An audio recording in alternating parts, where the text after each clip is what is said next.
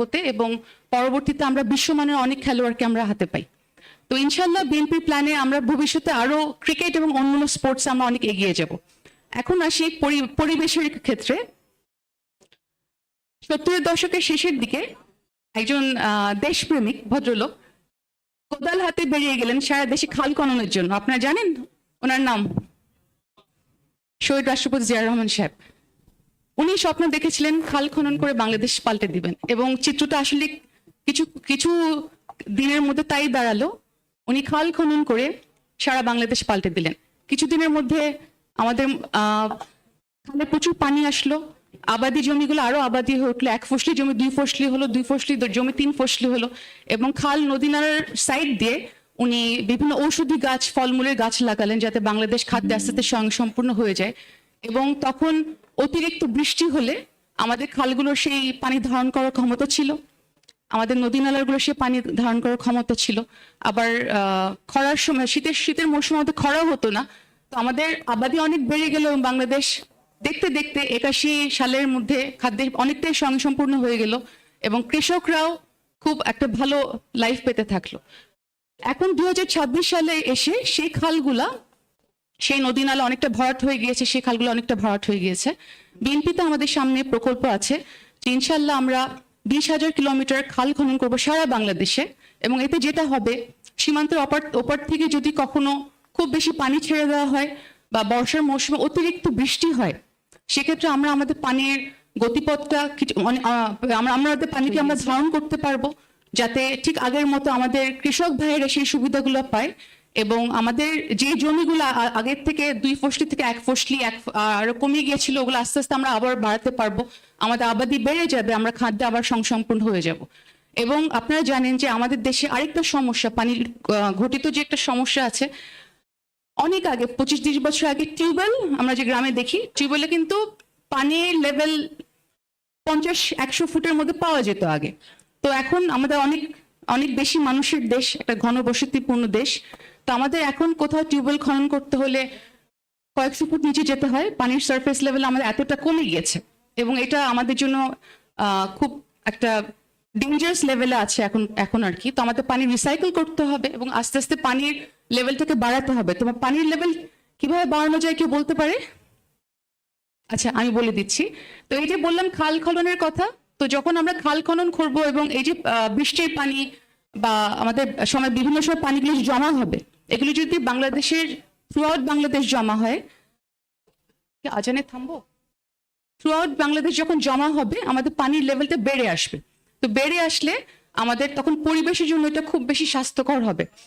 আপনারা সবাই জানেন যে আগে ছোটবেলায় গ্রীষ্মকাল কিন্তু এত বেশি গরম থাকতো না। এখন প্রত্যেকটা গ্রীষ্মকাল আসলে মনে হয় যে এত গরম বাংলাদেশে পড়ে, এটা আমার অ্যাটলিস্ট মনে হয়, প্রত্যেকবার মনে হয় যে এত গরম কখনো পড়ে নেই। কারণ আমাদের প্রত্যেকটা গ্রীষ্মকালে টেম্পারেচার অস্বাভাবিক ইয়েতে চলে যাচ্ছে। এটার একটা কারণ হচ্ছে গাছ কেটে দেওয়া হচ্ছে, প্রচুর মাটি চলে যাচ্ছে, ঘাস চলে যাচ্ছে এবং কংক্রিট হয়ে যাচ্ছে।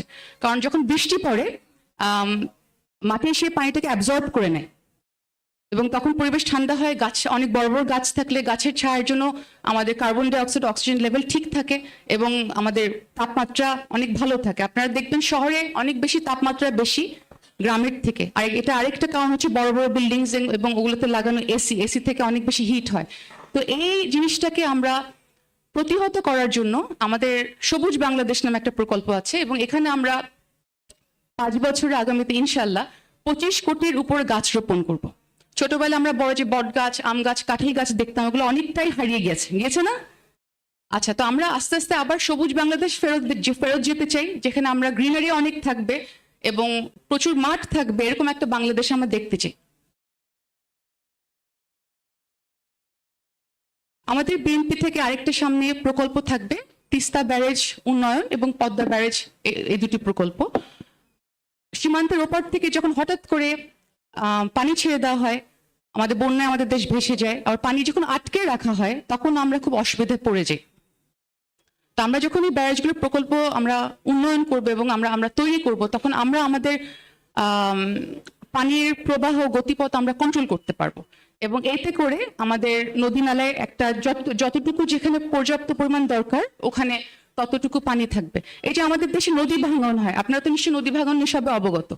নদী ভাঙনে কিন্তু এটা খুব করুণ একটা বাস্তবতা, কিন্তু নদী ভাঙনে প্রত্যেক বছর, এবং এটা আমার নিজের চোখে দেখা, একবার হয়তো একটা গ্রামে গেলাম, একটা স্কুল দাঁড়িয়ে আছে, হয়তো 2-3 বছর গেলাম, স্কুলটা আর নাই। আমি নিজে দেখেছি এরকম অনেক স্কুল, কলেজ, মাদ্রাসা, সাধারণ মানুষের একদম ভিটা বাড়ি সব চলে যায়, এবং আমাদের দেশের মানুষ প্রত্যেক বছর হাজার হাজার মানুষ ডিসপ্লেসড হয়ে যায় নদী ভাঙনের কারণে। ওনারা সব হারিয়ে ফেলে, ওই নদীর পলি মাটি গিয়ে আমাদের বঙ্গোপসাগরের দিকে, নিচের দিকে গিয়ে জমা হয়। তো আমাদের নদী ভাঙন রোধ করাটা খুব বড় দরকার। নদী ভাঙন রোধ করার জন্য আমাদের যে তিস্তা ব্যারেজ, পদ্মা ব্যারেজ প্রকল্প, এগুলো আমাদের কাজে লাগবে। এগুলো দিয়ে আমরা নদী ভাঙনকে ট্যাকল করার চেষ্টা করব, এবং সাধারণ মানুষের জীবন যাতে এভাবে বিপদের মধ্যে না পড়ে, যেটা আমরা চেষ্টা করব। আমাদের শেষ পয়েন্ট হচ্ছে সমন্বিত বর্জ্য ব্যবস্থাপনা গড়ে তোলা। আমাদের দেশে প্রচুর বর্জ্য আছে, এবং এটা আমাদের পরিবেশের জন্য বেশ ক্ষতি হচ্ছে। তো বর্জ্যকে আমরা আমাদের একটা পাওয়ার সোর্সে আমরা পরিণত করতে চাই, একটা রিসোর্সে আমরা এটাকে ট্রান্সফার করতে চাই, এবং এটা ইনশাআল্লাহ বিএনপি ক্ষমতায় আসলে, আমরা সরকার গঠন করলে এবং আপনাদের সেবা করার সবার সুযোগ পেলে আমরা এই কাজটা করতে চাই। এটা আমরা কয়েকটা ধাপে করব। একটা হচ্ছে আমরা প্লাস্টিকের ব্যবহার কমিয়ে দিব, এবং বর্জ্য সংগ্রহ করে, এবং এটা ইনসিনারেশনের মাধ্যমে এটাকে পুড়িয়ে ফেলে এটাকে আমরা জৈব সার, জ্বালানি, এগুলো আমরা প্রডিউস করতে পারবো, এবং এটা আমাদের বিভিন্ন জায়গায় অনেক কাজে লাগবে।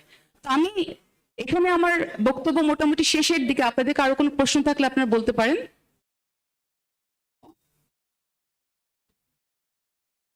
আচ্ছা, ঠিক আছে।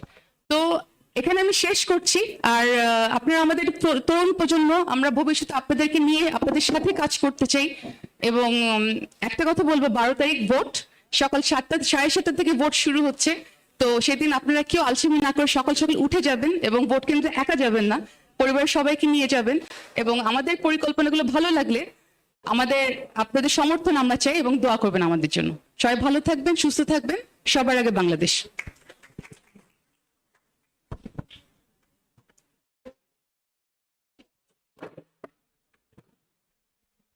পেছনের দিকে আমার শোনা যাচ্ছে? ওখানে অনেকক্ষণ বসেছিলাম, আমি একটু শব্দটা কম শুনতে পেয়েছি। আমি প্রফেসর ডক্টর আব্দুল আল মামুন, আমি শিক্ষকতা করি ঢাকা বিশ্ববিদ্যালয়ে। বিএনপির বিভিন্ন যে প্রজেক্ট গুলো, এগুলোতে আমি রিসার্চে সাহায্য করে থাকি। নাসির ভাই আছেন নাকি আজকে? নাসির ভাই 2টা কারণে কুমিল্লা এসে মন খারাপ। তোমার পেছনে আমাকে শুনতে পাচ্ছ? একটা হচ্ছে নাসির ভাই আমার কুমিল্লার একটা বিখ্যাত খাবার খাওয়ায়নি, আমরা একটু পরে চলে যাব, রসমালাই খাওয়ায়নি। আরেকটা কারণে মন খারাপ, যে আমাদের যখন প্রথম বক্তব্য দিচ্ছিলেন, পেছনে তোমরা যারা বসে আছো, তোমরা জীবনে একটা গুরুত্বপূর্ণ সময় এখানে ব্যয় করছো, তোমরা কথা বলছিলে, তো সেটাও খারাপ লেগেছে। 2টো কারণে মন খারাপ, একটা মিষ্টি না পেয়ে, আর একটা হলো সময়ের মূল্য না দিয়ে। এই কথাটা এই জন্য বললাম যে আমরা জানি যতগুলো অঞ্চল বাংলাদেশের আছে, তার মধ্যে কুমিল্লা অন্যতম উন্নত অঞ্চল। এদেশের যারা এই অঞ্চলের যারা ছেলে এবং মেয়ে, তাদের জাতীয় অর্থনীতিতে কন্ট্রিবিউশন অনেক বেশি, কিন্তু যখন পেছনে কথা বলছো তখন সেই সিগন্যালটা দেয় না। মনে হয় যে কুমিল্লা কি ভবিষ্যতে পিছিয়ে পড়বে কিনা সময়ের অপব্যবহারের কারণে, বা ভবিষ্যৎ যে পরিকল্পনা, সরকারি পরিকল্পনা বা দলীয় পরিকল্পনা, সেখানে ভোট দেওয়ার ক্ষেত্রে ভুল হয়ে যায় কিনা। আর অথবা 15 মিনিট কথা বলবো, এরপর আমরা তোমাদের কথা শুনতে চাই। আশা করি যে তোমরা কথা বলে মনোযোগ দিয়ে শুনবে। আমাদের দুজন যে বক্তা, শোনা যাচ্ছে? আমাদের দুজন যে বক্তব্য দিয়ে গেছেন, তার মূলে যে জিনিসগুলো আমরা তুলে ধরার চেষ্টা করেছি, যে আমাদের তারুণ্যের যে ভাবনা বা নতুন বাংলাদেশের যে কথা আমরা বলছি, নতুন বাংলাদেশ বিনির্মাণের কথা বলছি, সেখানে তোমাদের কথাটা আমরা শুনতে চাই। আমরা যে উপস্থাপনাগুলো করছি, সেই উপস্থাপনাগুলো তোমরা চ্যালেঞ্জ করবে, বা তোমরা বলবে যেটা কতটুকু ঠিক বা কতটুকু ঠিক না, সেটা শুনতে চাই। সো যেন এমন না হয়, যেটা একটু আগে পাবেল ভাই বলেছেন, যে আমরা যারা বিভিন্ন অনলাইনে অপপ্রচার দেখছি, প্রচার দেখছি, সেটা কতটুকু ঠিক বা ঠিক নয়, সেটা কিন্তু জাজ করা আমাদের জন্য কঠিন হয়ে গেছে, তাই না? ফেসবুকে যা দেখছো, তুমি মাথা ঝাঁকাচ্ছিলে, ক্যান ইউ স্ট্যান্ড আপ? তুমি কি ফেসবুকে যা দেখো বা অনলাইনে যা দেখো সবটা বিশ্বাস করো?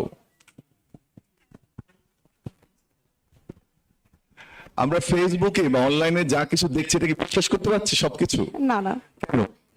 কারণ হচ্ছে আমাদের এখানে বেশিরভাগ দেখা যাচ্ছে যে অনেক বেশি রিউমার্সের হচ্ছে ছড়াছড়ি, যেটা আমরা বিভিন্ন বিগত একটু শুনি, আমরা সবাই শুনি। ট্রুলি স্পিকিং, আমি এটা ক্ষমা চেয়ে নিচ্ছি তোমাদের বলার জন্য। আমরা ধারাবাহিক প্রোগ্রাম করছি বাংলাদেশের বিভিন্ন জায়গায়, তবে তোমরা সবচেয়ে ভাইব্রেন্ট গ্রুপ, একটু বেশি কথাবার্তা হচ্ছে আর কি। আমরা একটু শুনি, তারপরে তোমাদের সঙ্গে কথা শুনবো, প্লিজ।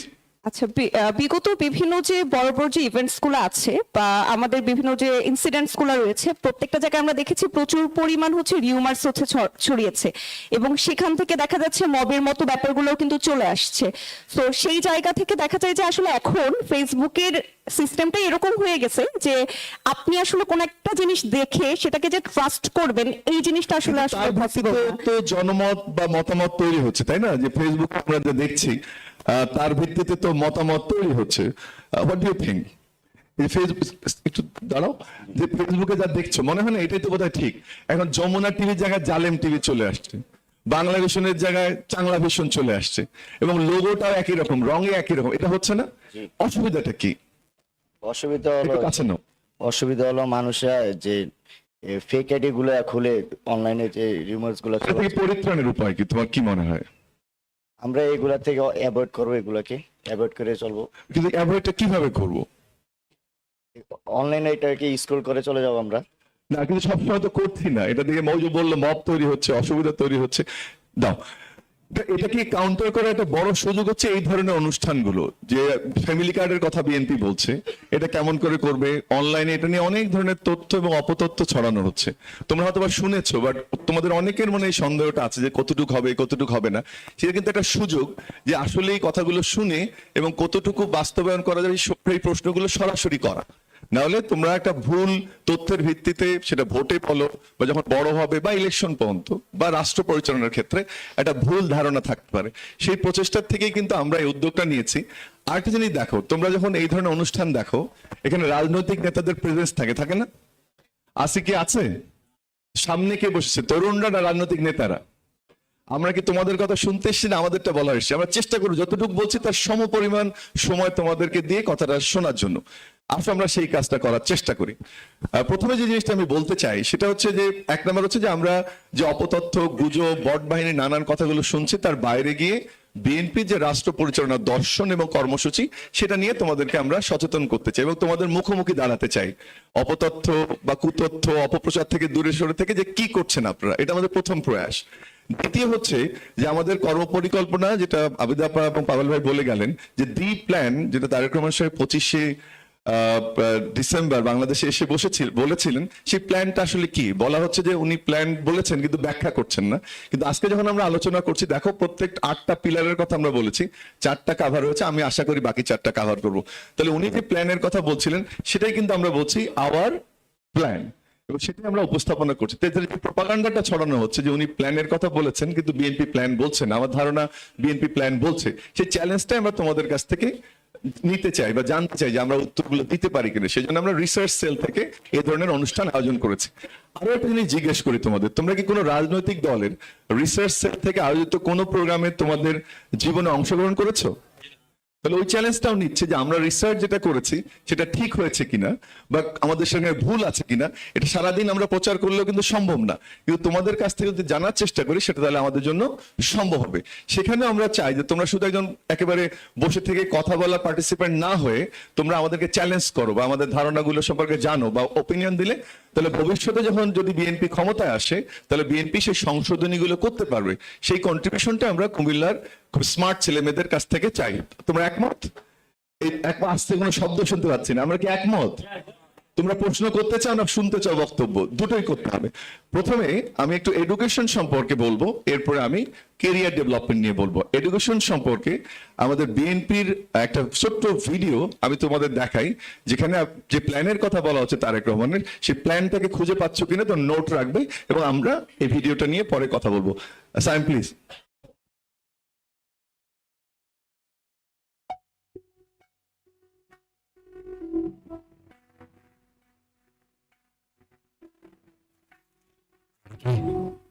যে কথা বলা হয়েছে আমি সারা জীবন মেনে চলেছি।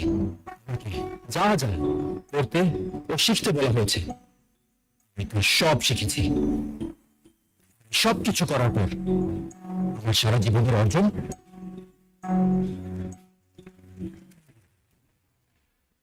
সব সার্টিফিকেট। সরি স্যার, হ্যাঁ? যদি কিছু মনে না করেন একটা প্রশ্ন করি। করো। না, মানে আমি গত 3 বছর ধরে ইন্টারভিউ দিচ্ছি, আমার রেজাল্টও ভালো, মানে আমি চাকরি কেন পাচ্ছি না স্যার? রেজাল্ট খুব ভালো। আমরা ইন্টারভিউতে তোমাকে যতগুলো থিওরিটিক্যাল প্রশ্ন করেছি, প্রত্যেকটা প্রশ্নই তুমি ঠিকঠাক উত্তর দিয়েছো। বাবা, তোমার বাস্তব জ্ঞান আর লাইফ স্কিল একদম নাই। Better luck next time. যে সার্টিফিকেট আমাকে একটা চাকরি জোগাড় করে দিতে পারে, সেই সার্টিফিকেট আমাকে একটু সম্মান এনে দিতে পারে না। কি মূল্য সেই সার্টিফিকেটের? তাই আজ এই সব সার্টিফিকেট আমি চালিয়ে দেবো।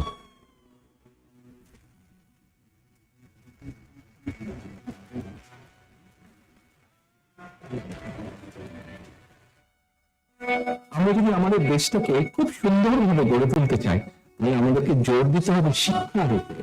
বিএনপি ইনশাল্লাহ দায়িত্ব পেলে দেশের শিক্ষা ব্যবস্থাকে আমরা এমনভাবে ঢেলে সাজাতে চাই, এক্সট্রা কারিকুলামে যাতে বৃদ্ধি পায়, যেমন বিদেশি ভাষা, যেমন খেলাধুলা, যেমন আর্ট অ্যান্ড কালচার, যেন আমাদের সন্তানেরা শুধু দেশেই নয় বিদেশে গেলেও তাকে বেকার থাকতে না হয়। এখন শুধু হবে কাজ, কাজ এবং কাজের কথা। করব কাজ, গড়ব দেশ, সবার আগে বাংলাদেশ। মানুষকে ভোট দিন।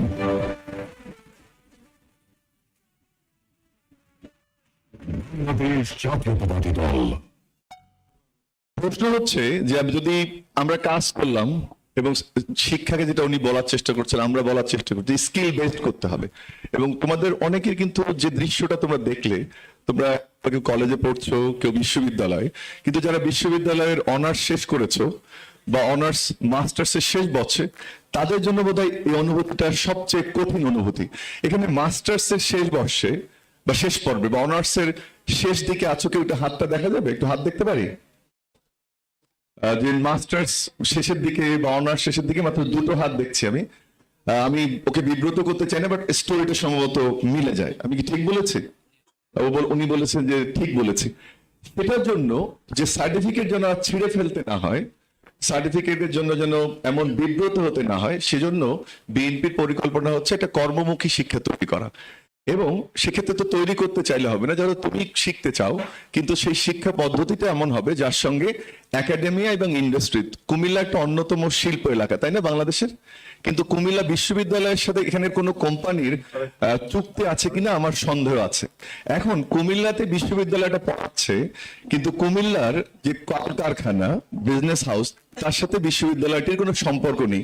তাহলে যে একটার সাথে একটা ডিসকানেক্ট, তাহলে কি চাকরি হবে এই অঞ্চলে?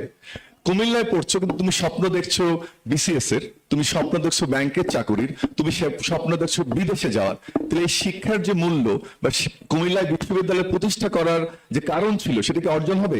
একদিকে হচ্ছে বিশ্ববিদ্যালয়ের পঠিত জ্ঞান কুমিল্লার উন্নয়নে কাজ করতে পারবে না, আর দ্বিতীয় হচ্ছে সেই পঠিত জ্ঞান যদি উন্নয়নে কাজ করতে না পারে, তাহলে তোমার চাকরি হবে?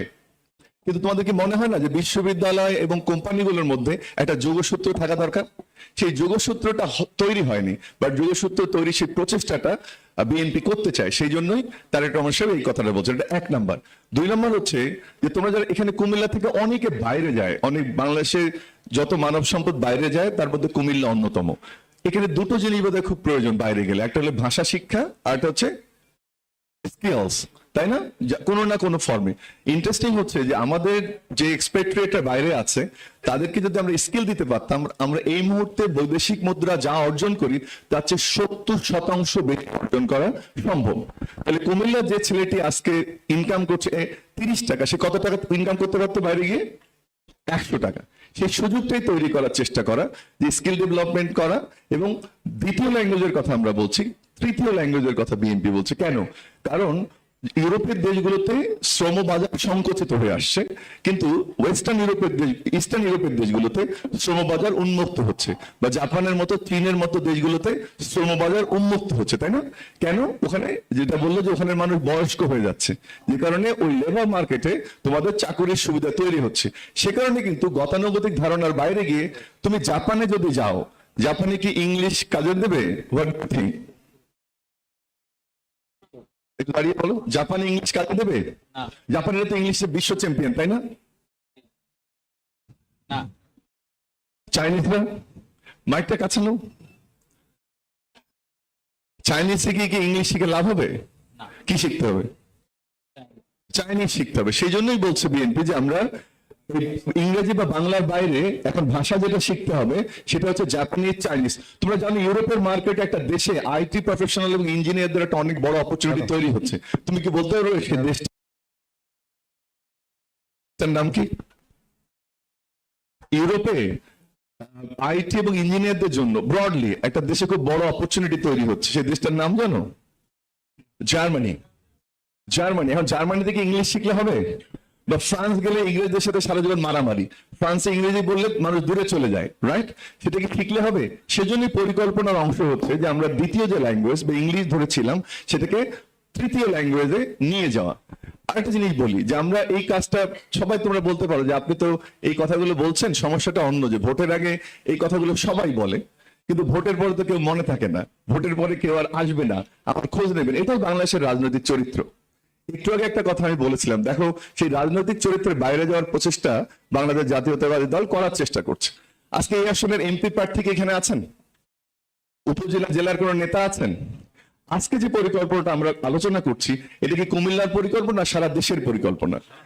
এমপি প্রার্থীর, আমরা জানি যে এমপি প্রার্থীর মুখ থেকে এটা শুনলে তোমাদের যেমন একদিকে ভরসার জায়গাটা, আশার জায়গাটা সংকট তৈরি হবে, একইভাবে যেহেতু জাতীয় গ্রিডে তোমরা বেশি সংযুক্ত কুমিল্লা অঞ্চলের মানুষ, সেই অপরচুনিটি গুলো আমরা আলোচনা করতে এসেছি এবং জাতীয় পর্যায়ের আলোচনায় তোমাদের প্রশ্নগুলোকেও আমরা নিতে চাই। সেজন্যই আমরা বলছি যে যদি কোনো শিক্ষার্থী এই ল্যাঙ্গুয়েজ শেখার পরে বাইরে যেতে চায়, তার একটা লোনের ব্যবস্থা বিএনপি করার চেষ্টা করবে।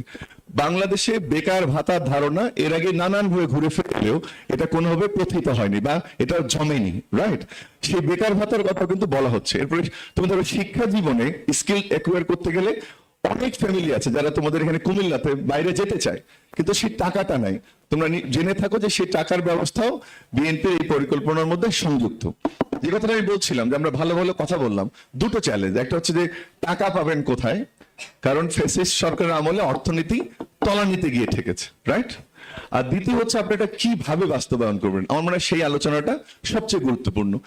এই যে আমি শিক্ষার কথা বলছি যে আমরা একটা ট্যাব দেবো শিক্ষকদের, শিক্ষার্থীদের যেসব ইয়ুথদের গ্যাদারিং প্লেস, তাদেরকে সেই সব জায়গায় ওয়াইফাই দেয়া, স্কিল ডেভেলপ করানো, ইন্ডাস্ট্রি রিলেশনশিপ তৈরি করা, বাইরে পাঠানো, এর জন্য কি দরকার?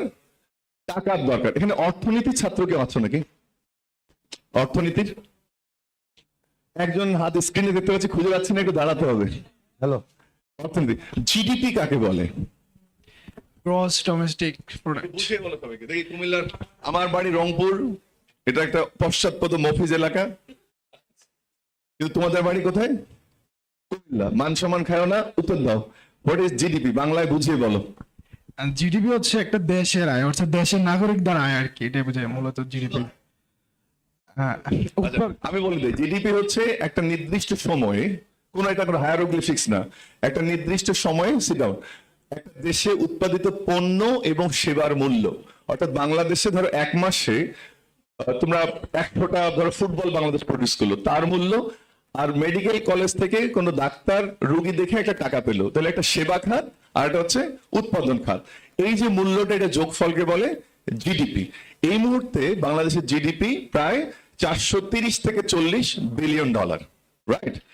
এবং এটা আসলে 470 গিয়েছিল, কিন্তু তোমরা জানো যে অর্থনীতিকে দুর্নীতির কারণে পশ্চাৎপদ হয়েছে।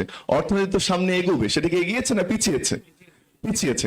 সেজন্য বিএনপির পরিকল্পনা হচ্ছে যে তোমাদের মতো জনশক্তিকে কাজে লাগিয়ে জব সেক্টরকে এনলার্জ করে বিদেশে লোক পাঠিয়ে আমাদের যে বর্তমান অর্থনীতির আকার, যেটা আমি বললাম যে 430 থেকে 40 বিলিয়ন ডলার, সেটাকে ট্রিলিয়ন ডলারে নিয়ে যাওয়া। এখানে সায়েন্সের স্টুডেন্ট কি আছে এই জায়গায়? Anyone science? ট্রিলিয়ন শুনে ভয় পায় না। সায়েন্সের গুড। ট্রিলিয়ন ডলার কততে হয়? 1 বিলিয়ন তো 100 কোটি, 1 ট্রিলিয়ন 1000 বিলিয়নে 1 ট্রিলিয়ন। এখন যদি আমি sit down, এখন যদি আমি এই পরিকল্পনা করতে পারি যে আমার যে অর্থনীতিটা 430 বিলিয়নের, সেটাকে আমি 1 ট্রিলিয়নে নেব, তাহলে সেটা কি হবে? তখন কি আর আনএমপ্লয়মেন্ট থাকার কথা? থাকার কথা না। একটা বিশ্বাস করতে হবে তোমাদের, সেটি হচ্ছে বাংলাদেশে 1991 সালে বিএনপি যখন সরকার গঠন করে তখন আনএমপ্লয়মেন্ট রেট ছিল 2%।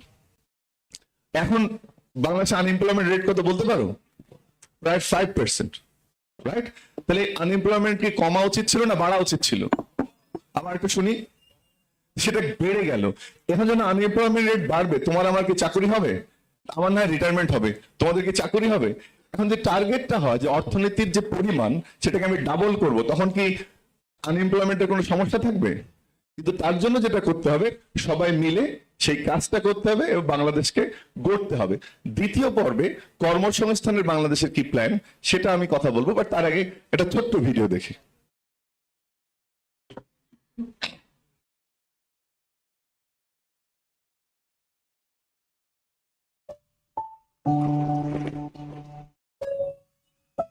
চাকরিটা হওয়া খুব দরকার রে মা। আমাদের সংসারে সবকিছু চলে না রে মা। চিন্তা করো না মা, আমার ইন্টারভিউ অনেক ভালো হচ্ছে।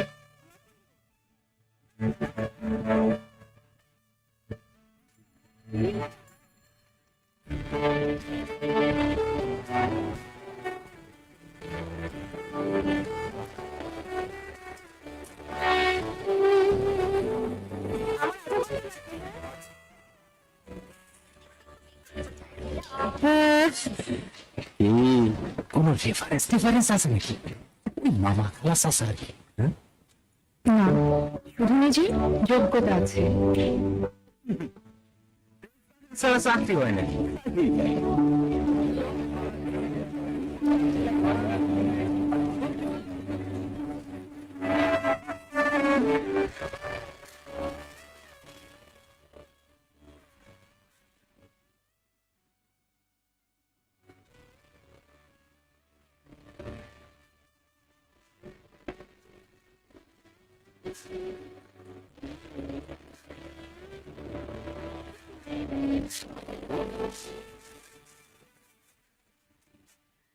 আমার চাকরিটা হয়ে গেছে।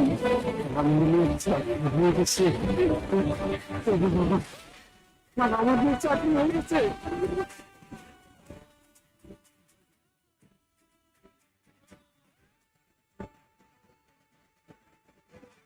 সবার আগে বাংলাদেশ, আমরা এমন একটা দেশ প্রত্যাশা করি যে দেশে কাউকে বিচার করা হবে তার যোগ্যতার ভিত্তিতে, এবং সেজন্যই ইনশাআল্লাহ আপনাদের সমর্থনে আমরা সরকার গঠনে সক্ষম হলে প্রথম থেকে আমাদের প্রচেষ্টা থাকবে শত হাজার লক্ষ কোটি কর্মসংস্থানের ব্যবস্থা করা।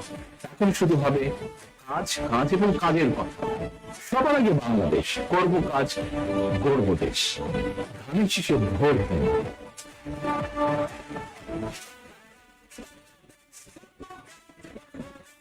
বাংলাদেশ জাতীয়তাবাদী দল। যে কথাটা আমি একটু আগে বলছিলাম, আমি কি মাইকে আছি? আমাকে শোনা যাচ্ছে? যে কথাটা একটু আগে বলছিলাম যে আমরা একটা পরিকল্পনার কথা বলি, পেছনে তোমরা শুনতে পাচ্ছ আমাকে, কিন্তু এটা হিসাবটা মিলিয়ে দেই না। সময় কিন্তু তোমাদের এসছে, তোমাদের জেন জি রিপ্রেজেন্ট করছো, হিসাবটা রাজনীতিবিদদের কাছ থেকে বুঝে নেওয়ার, বা আমি যে গবেষণার কথা বলছি সেই গবেষণাটা সঠিক কিনা সেটা প্রমাণ সহ উপস্থাপনের। আমরা 1 কোটি চাকরির কথা বলছি, তাই না? বিএনপি বলছে যে 1 কোটি জব ক্রিয়েট করবে 18 মাসের মধ্যে বা গ্রাজুয়ালি।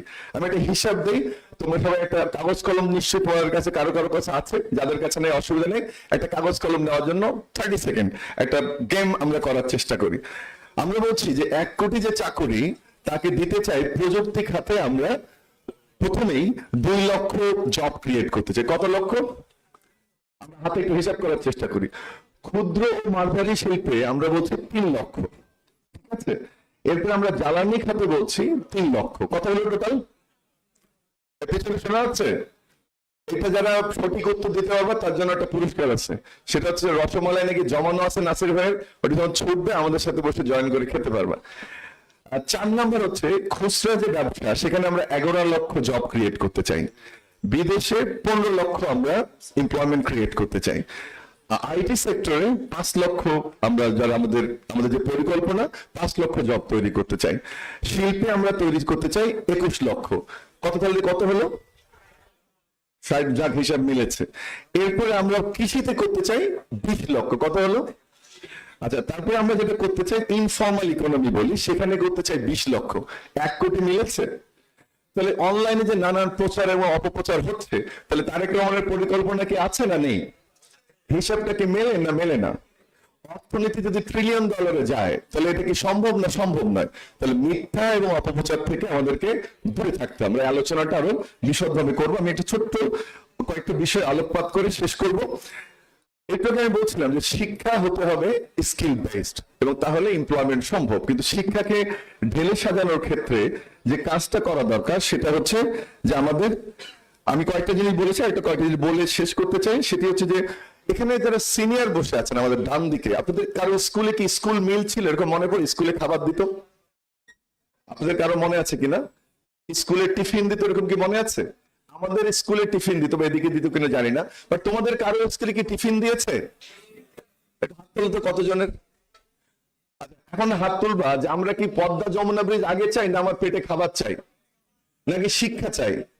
এই বড় বড় মেগা প্রকল্প মানে মেগা দুর্নীতি। সেজন্য বিএনপির উদ্দেশ্য হচ্ছে প্রত্যেকটা মানুষকে সুস্বাস্থ্যের অধিকারী করে গড়ে তোলা, প্রত্যেকটা শিক্ষার্থীকে সুস্বাস্থ্যের অধিকারী করে গড়ে তোলা। আবারও কথা হচ্ছে, আমি একটু শুনতে বলবো, পেছনে একটু শুনতে বলবো, জাস্ট 5 মিনিটস, এরপর আমরা তোমাদের কথা শুনবো। দ্বিতীয় যেটা কথা, আমাদের শিক্ষা ক্ষেত্রে একটা বড় সমস্যা হচ্ছে যে আমি একটা সাবজেক্টে পড়ি যেটা আমি পড়তে চাইনি। আমি এখানে কুমিল্লা বিশ্ববিদ্যালয় বা বিভিন্ন ন্যাশনাল বিশ্ববিদ্যালয়ের স্টুডেন্টরা কারা আছে, তো হাত তোলো তো। গুড। এর মধ্যে তুমি যে সাবজেক্টে পড়তে চেয়েছো বা যে বিশ্ববিদ্যালয়ে পড়তে চেয়েছো, সেটাতে পড়তে পারোনি, এমন কেউ আছো? আমরা কয়েকজনকে পেয়েছি। এই একটা পেইন সবসময় থেকে যায়, বাট এখানে একটা জিনিস করার চেষ্টা করছে বিএনপি, যে তুমি যেটা সাবজেক্ট পড়তে চেয়েছো, হয়তো ডিগ্রিটা করতে পারবে না, বাট তোমাকে বিভিন্ন সার্টিফিকেট অফার করা, অর্থাৎ শিক্ষাকে এন্টারটেইনমেন্ট বেস করা, সেটা একটা অন্যতম লক্ষ্য। সে যে কথাটা বলতে চাই সেটা হচ্ছে, দেখো এখানে শিক্ষক পরিবারের কোনো সন্তান আছে কিনা? বাবা শিক্ষক, আমার বাবা শিক্ষক। তোমাদের হাত তুলতে বলেছে, আমার মনের ভিতরটা ধড়ফড় করেছে, কারণ একজন শিক্ষক, একজন একই ঘটনা, বাবা এবং মা। না, মাকে যে কার্ডের আলোচনায় সেটা বলবো যে বাবা মা যার শিক্ষক, তাদের একটা পেইন কিন্তু থাকে, যেটা আমার মধ্যে ছিল, আমার বাবা শিক্ষক। এখানে সবচেয়ে গুরুত্বপূর্ণ বিষয়, তোমার যে শিক্ষা গুরু, তাদেরকে আমরা যথাযথ বেতন দিতে না পারে, তারা কি করে? টিউশনি পড়ায়। তাতে তার যেমন একটা ইনকাম হয়, কিন্তু তোমার বা রাষ্ট্রের একটা ক্ষতি হয়, তাই না? এবং স্বজন প্রীতির অভিযোগ আসে, নানান ইস্যু তৈরি হয়। সেজন্য সবচেয়ে গুরুত্বটা বিএনপি দিতে চায় যে শিক্ষকদের ভাগ্য পরিবর্তনের জন্য একটা কম্পিটিটিভ বেতনের স্কেল দেয়া, যেন তারা সম্মানের সাথে ভালোভাবে খেয়ে পড়ে বাবা এবং মা দুজনেই ভালোভাবে শিক্ষকতা করতে পারে। এই কথাটা বলে শেষ করে আমরা প্রশ্নোত্তর পর্বে যাব। কয়েকটা জিনিস যে শিক্ষা তো পেলাম, কর্মসংস্থানের কথা যেতে হলে, যেটা একটু তোমরা শুনলে, নিজেকে তৈরি করতে হবে। 6টা জিনিস এটা তোমাদের দৃষ্টিতে আনতে চাই আমি। একটা হচ্ছে যে নিয়োগগুলো আমরা বারবার বলছি, আর কোটায় ফিরে যাওয়ার কোনো সুযোগ নাই। নিয়োগ হবে কিসের ভিত্তিতে? জোরে শুনতে চাই। মেধার ভিত্তিতে, মেধা এবং যোগ্যতা। এবং সেটা না করলে, যেহেতু আমরা প্রোগ্রামটা রিসার্চ সেল থেকে করছি, আমাদের ওয়েবসাইট আছে, নাম্বার আছে, ফেসবুক আছে, প্লিজ কাম টু আস, আমরা সেই জবাবটা দেওয়ার জন্য তৈরি থাকবো ভোটের পরবর্তীতে। 2 নম্বর হচ্ছে যে কর্মসংস্থানের তৈরির ক্ষেত্রে আমরা উন্নয়নমুখী কর্মসংস্থান যখন উন্নয়ন প্রকল্প নিব, তাকে এমন ভাবে করা যেন আমাদের শিক্ষার্থীরা ইন্টার্নশিপ করতে পারে। তোমরা এটা চাও না? চাও না? দুটো সুবিধা, একটা তোমার নিজের টাকাটা তুমি নিজে খরচ করতে পারো। কুমিল্লার ছেলেমেয়েরা অনেক চালাক, আমাদের উত্তরবঙ্গের ছেলেদের মতো নয়। সো তোমাদের জন্য এটা আরো বড় অপরচুনিটি। 3 নম্বর হচ্ছে তথ্য প্রযুক্তি খাতে আমাদের একটা অনেক বড় জায়গা। ফ্রিল্যান্সিং এর সঙ্গে জড়িত আছো, এমন কেউ আছো? এখানে একটু হাত দেখতে চাই।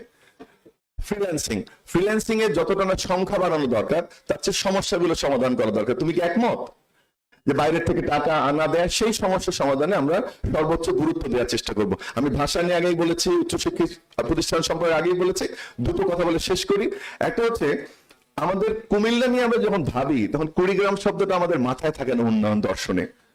আমরা যখন একজন উচ্চশিক্ষার ব্যক্তিকে ভাবি তখন নির্দিষ্ট কয়েকটা অঞ্চলকে ভাবি। আমরা যখন বিদেশি শিক্ষার্থী পাঠানোর কথা ভাবি নির্দিষ্ট কয়েকটা অঞ্চলকে ভাবি। যে অর্থনীতির স্বপ্ন বিএনপি দেখছে এবং যেটা করতে চায় সেই অর্থনীতির একেবারে গুরুত্বে থাকবে প্রান্তিকের মানুষ। তাহলে একটা দেশে যদি ডেভেলপমেন্ট করতে হয় একদিকে প্রান্তিকের মানুষ যেমন গুরুত্বে থাকবে, একইভাবে আমাদের এই মুহূর্তে মেজরিটি শিক্ষা প্রতিষ্ঠানের ঢাকা বিশ্ববিদ্যালয় সহ রেশিওটা হচ্ছে ফিমেল 52+ আর মেল হচ্ছে তার থেকে কম। পাবেল ভাই নিয়ে ডিটেলস বলেছে, সেদিকে আমি যেতে চাই না, বাট সেখানে আমাদের গুরুত্ব থাকবে যে প্রান্তিক মানুষ বা বঞ্চিত যারা তাদেরকে সবচেয়ে গুরুত্ব দিয়ে এই কর্মসংস্থানের সুযোগ তৈরি করা। এই কথাটা বলে শেষ করি, তোমরা সবাই ইন্টারনেট ইউজ করো, রাইট? ফেসবুক নাইকার সবার আছে, এখানে দুইজনের নাই, সেটা পরে ডিসক্লোজ করছি। তাকাচ্ছি আমরা একজনের দিকে, বুঝতেই পারছো। দ্বিতীয় হচ্ছে যে তোমাদের একটা শুধু সময় যায় না, এখানে একটা অর্থেরও ব্যয় হয়, তাই না? আবার যে ছেলেটি ফ্রিল্যান্সিং করে ওর জন্য ইন্টারনেট শুধু শব্দেই শুনেছে, বাংলাদেশে এত ইন্টারনেট আইসিটি পার্ক হয়েছে যে আইসিটি পার্ক এখন কি হিসেবে ব্যবহার হয়? কমিউনিটি সেন্টার হিসেবে ব্যবহার হয়। সেটাকে আমরা আবার চাই।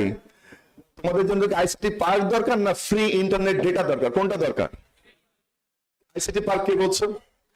আইসিটি পার্কটাকে আমরা কমিউনিটি সেন্টার হয়েছে, তোমাদেরকে ডাটা সাপ্লাই দিয়ে স্কিল ডেভেলপ করে ইন্টারনেট ফ্রি দিয়ে সেইটার পরে আমরা আইসিটি পার্কে গুরুত্ব দিতে চাই। কারণ একটু আগে বলেছি মেগা প্রকল্প বা অবকাঠামোগত প্রকল্পের বাইরে গিয়ে বিএনপির পুরো চিন্তাই হচ্ছে মানব কল্যাণ বা মানব সম্পদের উন্নয়ন। এই জন্যই কথাটা আমরা বলছি, করব কাজ, সবার আগে ভালো থাকুন।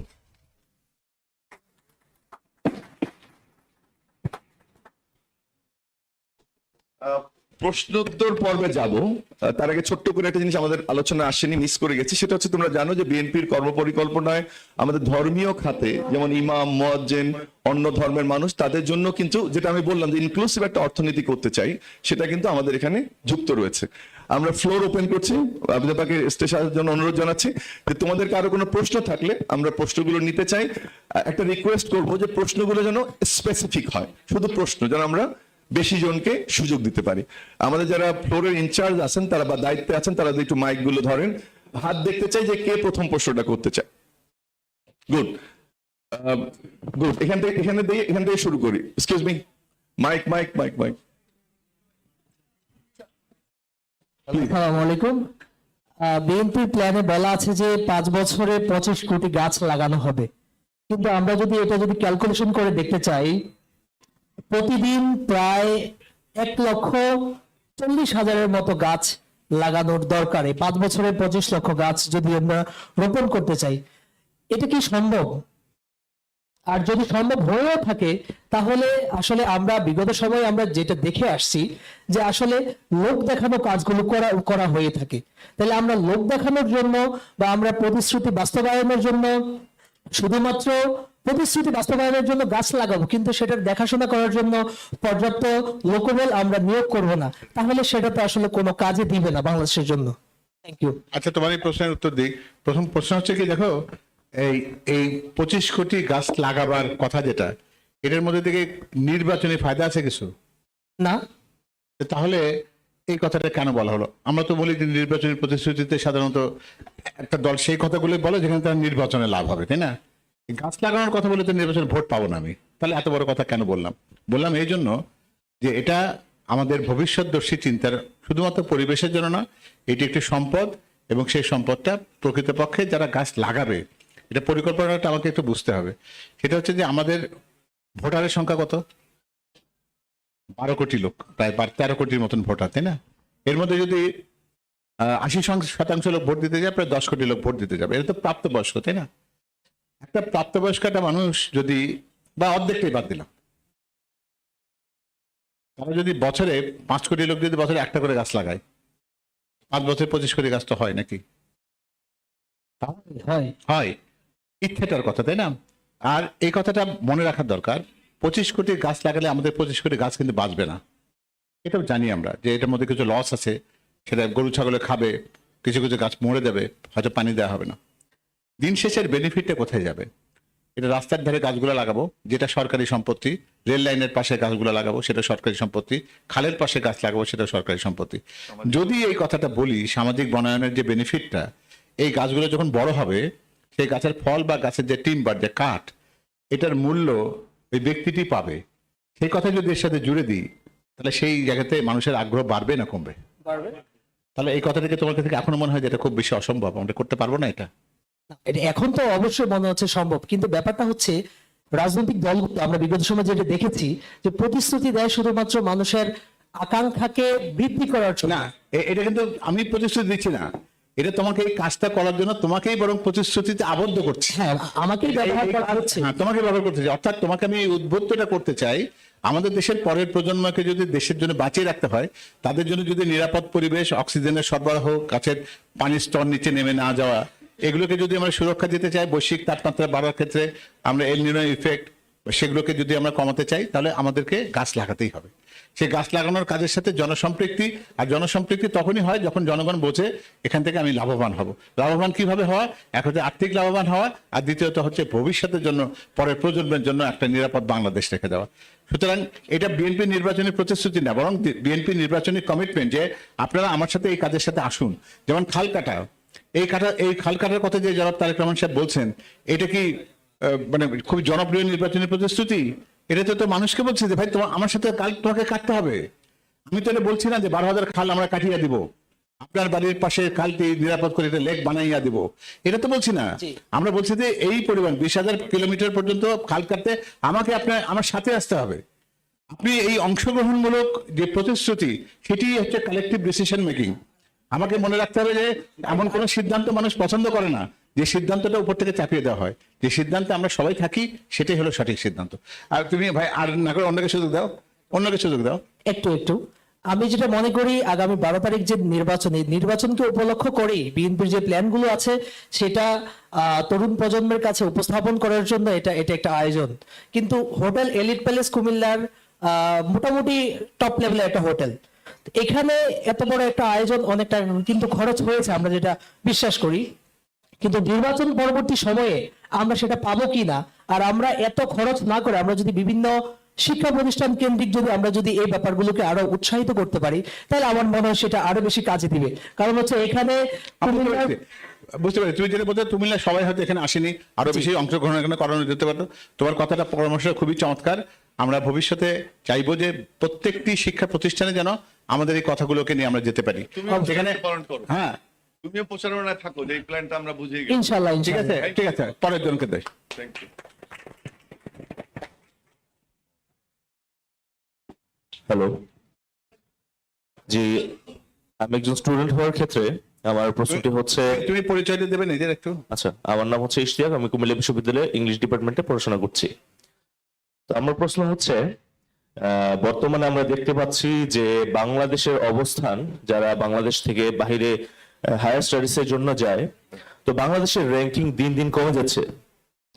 তো বিএনপির কি প্ল্যান বা এই যে ফরেন পলিসিস কিভাবে মেক করবে, যার কারণে আমরা যারা স্টুডেন্ট আছি তারা হচ্ছে খুব সহজে বাইরে পড়াশোনা করতে যেতে পারে? তোমাকে ধন্যবাদ। আমার আরেকটু যেহেতু সময় স্বল্পতা ছিল, আমরা একটু প্রশ্ন বেশি নিতে চাচ্ছিলাম। দেখো, আমাদের শিক্ষা যে পরিকল্পনা, তার শিক্ষা পরিকল্পনার মূলে আছে কর্মমুখী শিক্ষা। আমাদের স্টার্ট আপে যেমন আমরা ট্রেনিং দিতে চাই, ট্রেড গুলোকে ট্রেনিং দিতে চাই,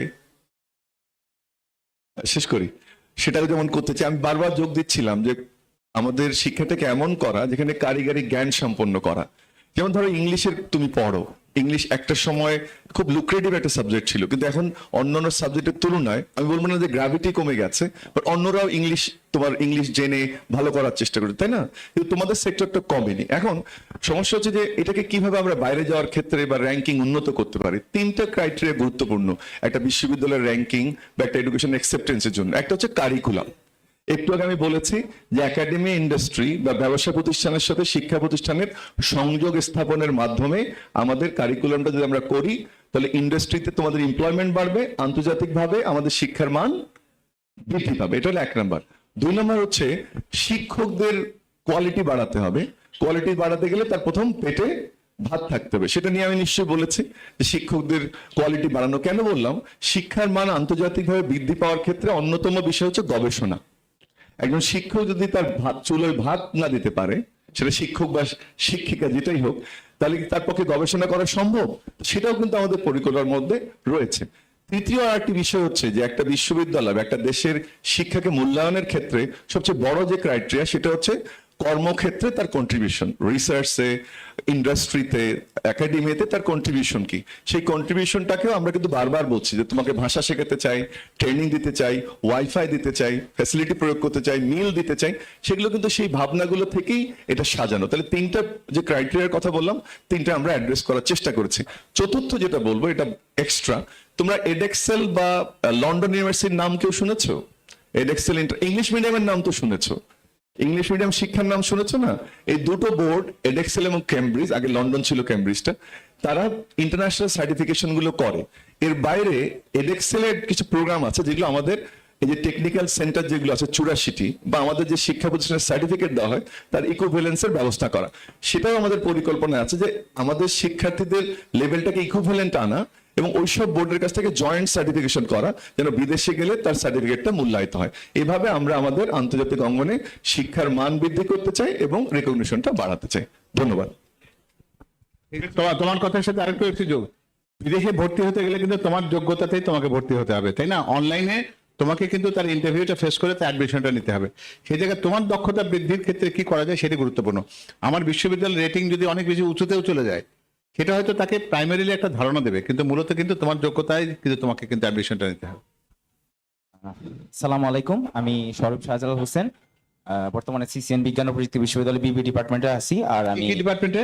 বিবিএ ডিপার্টমেন্ট। আর আমি আরেকটু পরিচয় এটা নিজের ভালোভাবে দিতে চাই। আমি ইন্টার ক্লাব অফ গন্থির প্রেসিডেন্ট ছিলাম, রোটারি অঙ্গনের সাথে জড়িত ছিলাম, এবং আমি RID 328 একজন ডিস্ট্রিক্ট জোনাল ছিলাম। কারেন্টলি আমি একটা অর্গানাইজেশন আমার বাংলা, ওইটার প্রেসিডেন্ট। তো আমার প্রশ্নটা খুবই প্রশ্ন না, আসলে আমি একটা ব্যাপার জানতে চাইতেছি আপনাদের থেকে, যে I am sure that you are well known about brain drain system. আমরা যে ব্রেইন ড্রেন সিস্টেমটা, যেটা আমরা বলতে চাই যে আপনারা অনেকগুলো পরিকল্পনা নিচ্ছেন যে আমরা মানে অ্যাব্রড স্টাডির জন্য আপনারা অনেকগুলা স্টেপ নিতে যাচ্ছেন। এখন এমন কি কোনো স্টেপ নেওয়ার আপনাদের প্ল্যানিং আছে যে না, অ্যাব্রোডে না, বাংলাদেশেই আমরা ভালো কিছু করতে পারি? আমাদের তো এটাই দরকার যে আমরা কেন আমরা নিজেদের ব্রেইন গুলা অ্যাব্রোডে সেল করব? আমরা বাংলাদেশ, হ্যাঁ জি, আমরা অন্য দেশকে কেন যাব? আমরা যদি আমাদের দেশেই যদি এরকম একটা নলেজেবল থিংস ক্রিয়েট করতে পারবি, that would be very very amazing for us. ঠিক আছে, এটাই হলো। ওকে একটা হাত তালি দিই আমরা। হ্যাঁ, চমৎকার প্রশ্ন করেছে। আচ্ছা, ঠিক। ও ও ও তোমার ব্রেনটা ড্রেন হবে না তো? জ্ঞান দিয়ে দিচ্ছ তো? তোমার ব্রেনটা তো দেখে থাকবে নাকি? জি, ভেরি গুড। আসলে আমার মনে হয় যে ওর প্রশ্নের উত্তরটা খুব বেশি বড় করে দেওয়ার দরকার নেই। আমরা মনে করি যে এটা নির্ভর করে আমরা আমাদের দেশের কর্মপরিবেশ, দেশের অ্যাটমসফিয়ার কতটা নিরাপদ করতে পারি। এটা কি শুধুমাত্র শিক্ষার উপর নির্ভর করে না, অনেক সময় অনেকে নিজের জীবনটাকে অনিরাপদ মনে করে যে এই দেশে থাকলে তো বোধহয় আমি কোন সময়, বাবা মাই মনে করে যে ইউনিভার্সিটিতে আসো কোন সময় র্যাব, পুলিশ বা ডিবি তোমাকে তুলে নিয়ে যাবে, এই ভয়ে হয়তো ব্রেন ড্রেনটা ওইভাবে ইনডাইরেক্ট ব্রেন ড্রেন হয়। তবে শেষ কথা হলো কি, একটা দেশ যখন দাঁড়িয়ে যায়, এই কথা তো কেউ বলে না যে জাপানিরা কি অন্য দেশে চাকরি নেওয়ার জন্য যায়, জার্মানরা কি অন্য দেশে চাকরি নেওয়ার জন্য যায়? যায় না তো, তাই না? যায় না যারা, সিঙ্গাপুরিয়ানরা কি অন্য দেশে চাকরি নিতে যায়? তো যাওয়ার দরকার হয় না। এই পরিবেশটা যদি ওই রকম জায়গাতে নেওয়া যায়, তাহলে ব্রেন ড্রেনটা বন্ধ হবে। তবে তার সাথে একটা জিনিস হলো কি, যে সবার আগে বাংলাদেশ, এই ধারণাটাকে সবাইকে নিজের মনের মধ্যে নিতে হবে। সেটা যদি না থাকে না, উন্নত বিশ্ব তো সবসময় হাতছানি দেয়, সেই হাতছানিতে সাড়া দিতে পারি, ঠিক আছে, কিন্তু আমার দেশের পরিবেশটা যদি তার কাছাকাছি হয়, ওই রকম হয়তো উন্নত নাও হয়, তাহলে একটু কষ্ট করে হলে দেশে থেকে অন্তত বিদেশের ড্রেনের একটা খারাপ দিক যেটা আছে, সেটা যেটা বলি, সেটা হলো কি, যে জেনারেশনটা পরিবর্তন হয়ে যায়। একটা মানুষ যখন প্রথম জেনারেশন যখন বিদেশে যায়, তখন তার ছেলেমেয়েরা যখন জন্মায়, তারা কিন্তু আর এই দেশের কে ওইভাবে ভালোবাসতে পারে না। তখন তারা ওই দেশের মানুষ হয়ে যায় এবং পরবর্তী পর্যায়ে দেখা যায় যে জেনেটিক্যালি হয়তো তার পরবর্তী প্রজন্ম বিএটিএ বা এগুলোর কারণে তার বাংলাদেশি পরিচয়টা আর থাকে না, এমনকি তার কবরটাও আর বাংলাদেশে ফেরত আসে না। তো আমার যদি সত্যিকার অর্থে মনে হয় যে আমার দেশের জন্য ভালোবাসার বা টান যেখানে আছে, সেখানে আমি জ্ঞান অর্জনের জন্য, প্রশিক্ষণের জন্য, উচ্চশিক্ষার জন্য বিদেশে যেতেই পারি। সেটা ড্রেন নয়, সেটাকে পরে দেশে ফেরত আনা, সেই জায়গাতে যে আন্তরিক চেষ্টাটা, এটা বোধহয় আমাদের সবার মধ্যে থাকা দরকার। একটু কমপ্লিমেন্ট করি, সেটা হচ্ছে যে আমরা যে ইকোনমির কথা বলছি, দুটো জিনিস দরকার ব্রেন ড্রেন রোধ করার জন্য। একটা হচ্ছে যে আমি যেন আমার চাকুরিটা হয়, তাই না, তাহলে আমি এখানে থেকে যাব। আর একটা হচ্ছে এমন চাকরি যে বিদেশের যে স্বাচ্ছন্দ্য তার থেকে কিছুটা ছাড় দিয়ে হলেও আমি দেশে থাকতে চাই। এই জন্য এই দুটো পয়েন্টে কিন্তু দেখো আমরা অ্যাড্রেস করেছি যে দেশে কর্মক্ষেত্রে স্যালারি যদি বাড়ে এবং তুমি যদি স্কিলড হও তাহলে আনএমপ্লয়মেন্ট তার থাকবে না এবং তুমি নিজেকে তখন উপরের দিকে নিতে পারবে। এদেশের তুমি যে বিদেশ যে গাড়ি বাড়ির স্বপ্ন সেটা এখানে থেকেও সম্ভব। কুমিল্লার ছেলেমেয়েরা কি করবে সেটা নিয়ে অবশ্য আমার একটু সন্দেহ আছে। প্লিজ। ওকে, আমি doctor Dhruvam Rao, intern doctor, Comilla medical college. আমার কোয়েশ্চেন ছিল, আমি গারো সম্প্রদায় থেকে বিলং করি। আমার কোয়েশ্চেন ছিল যে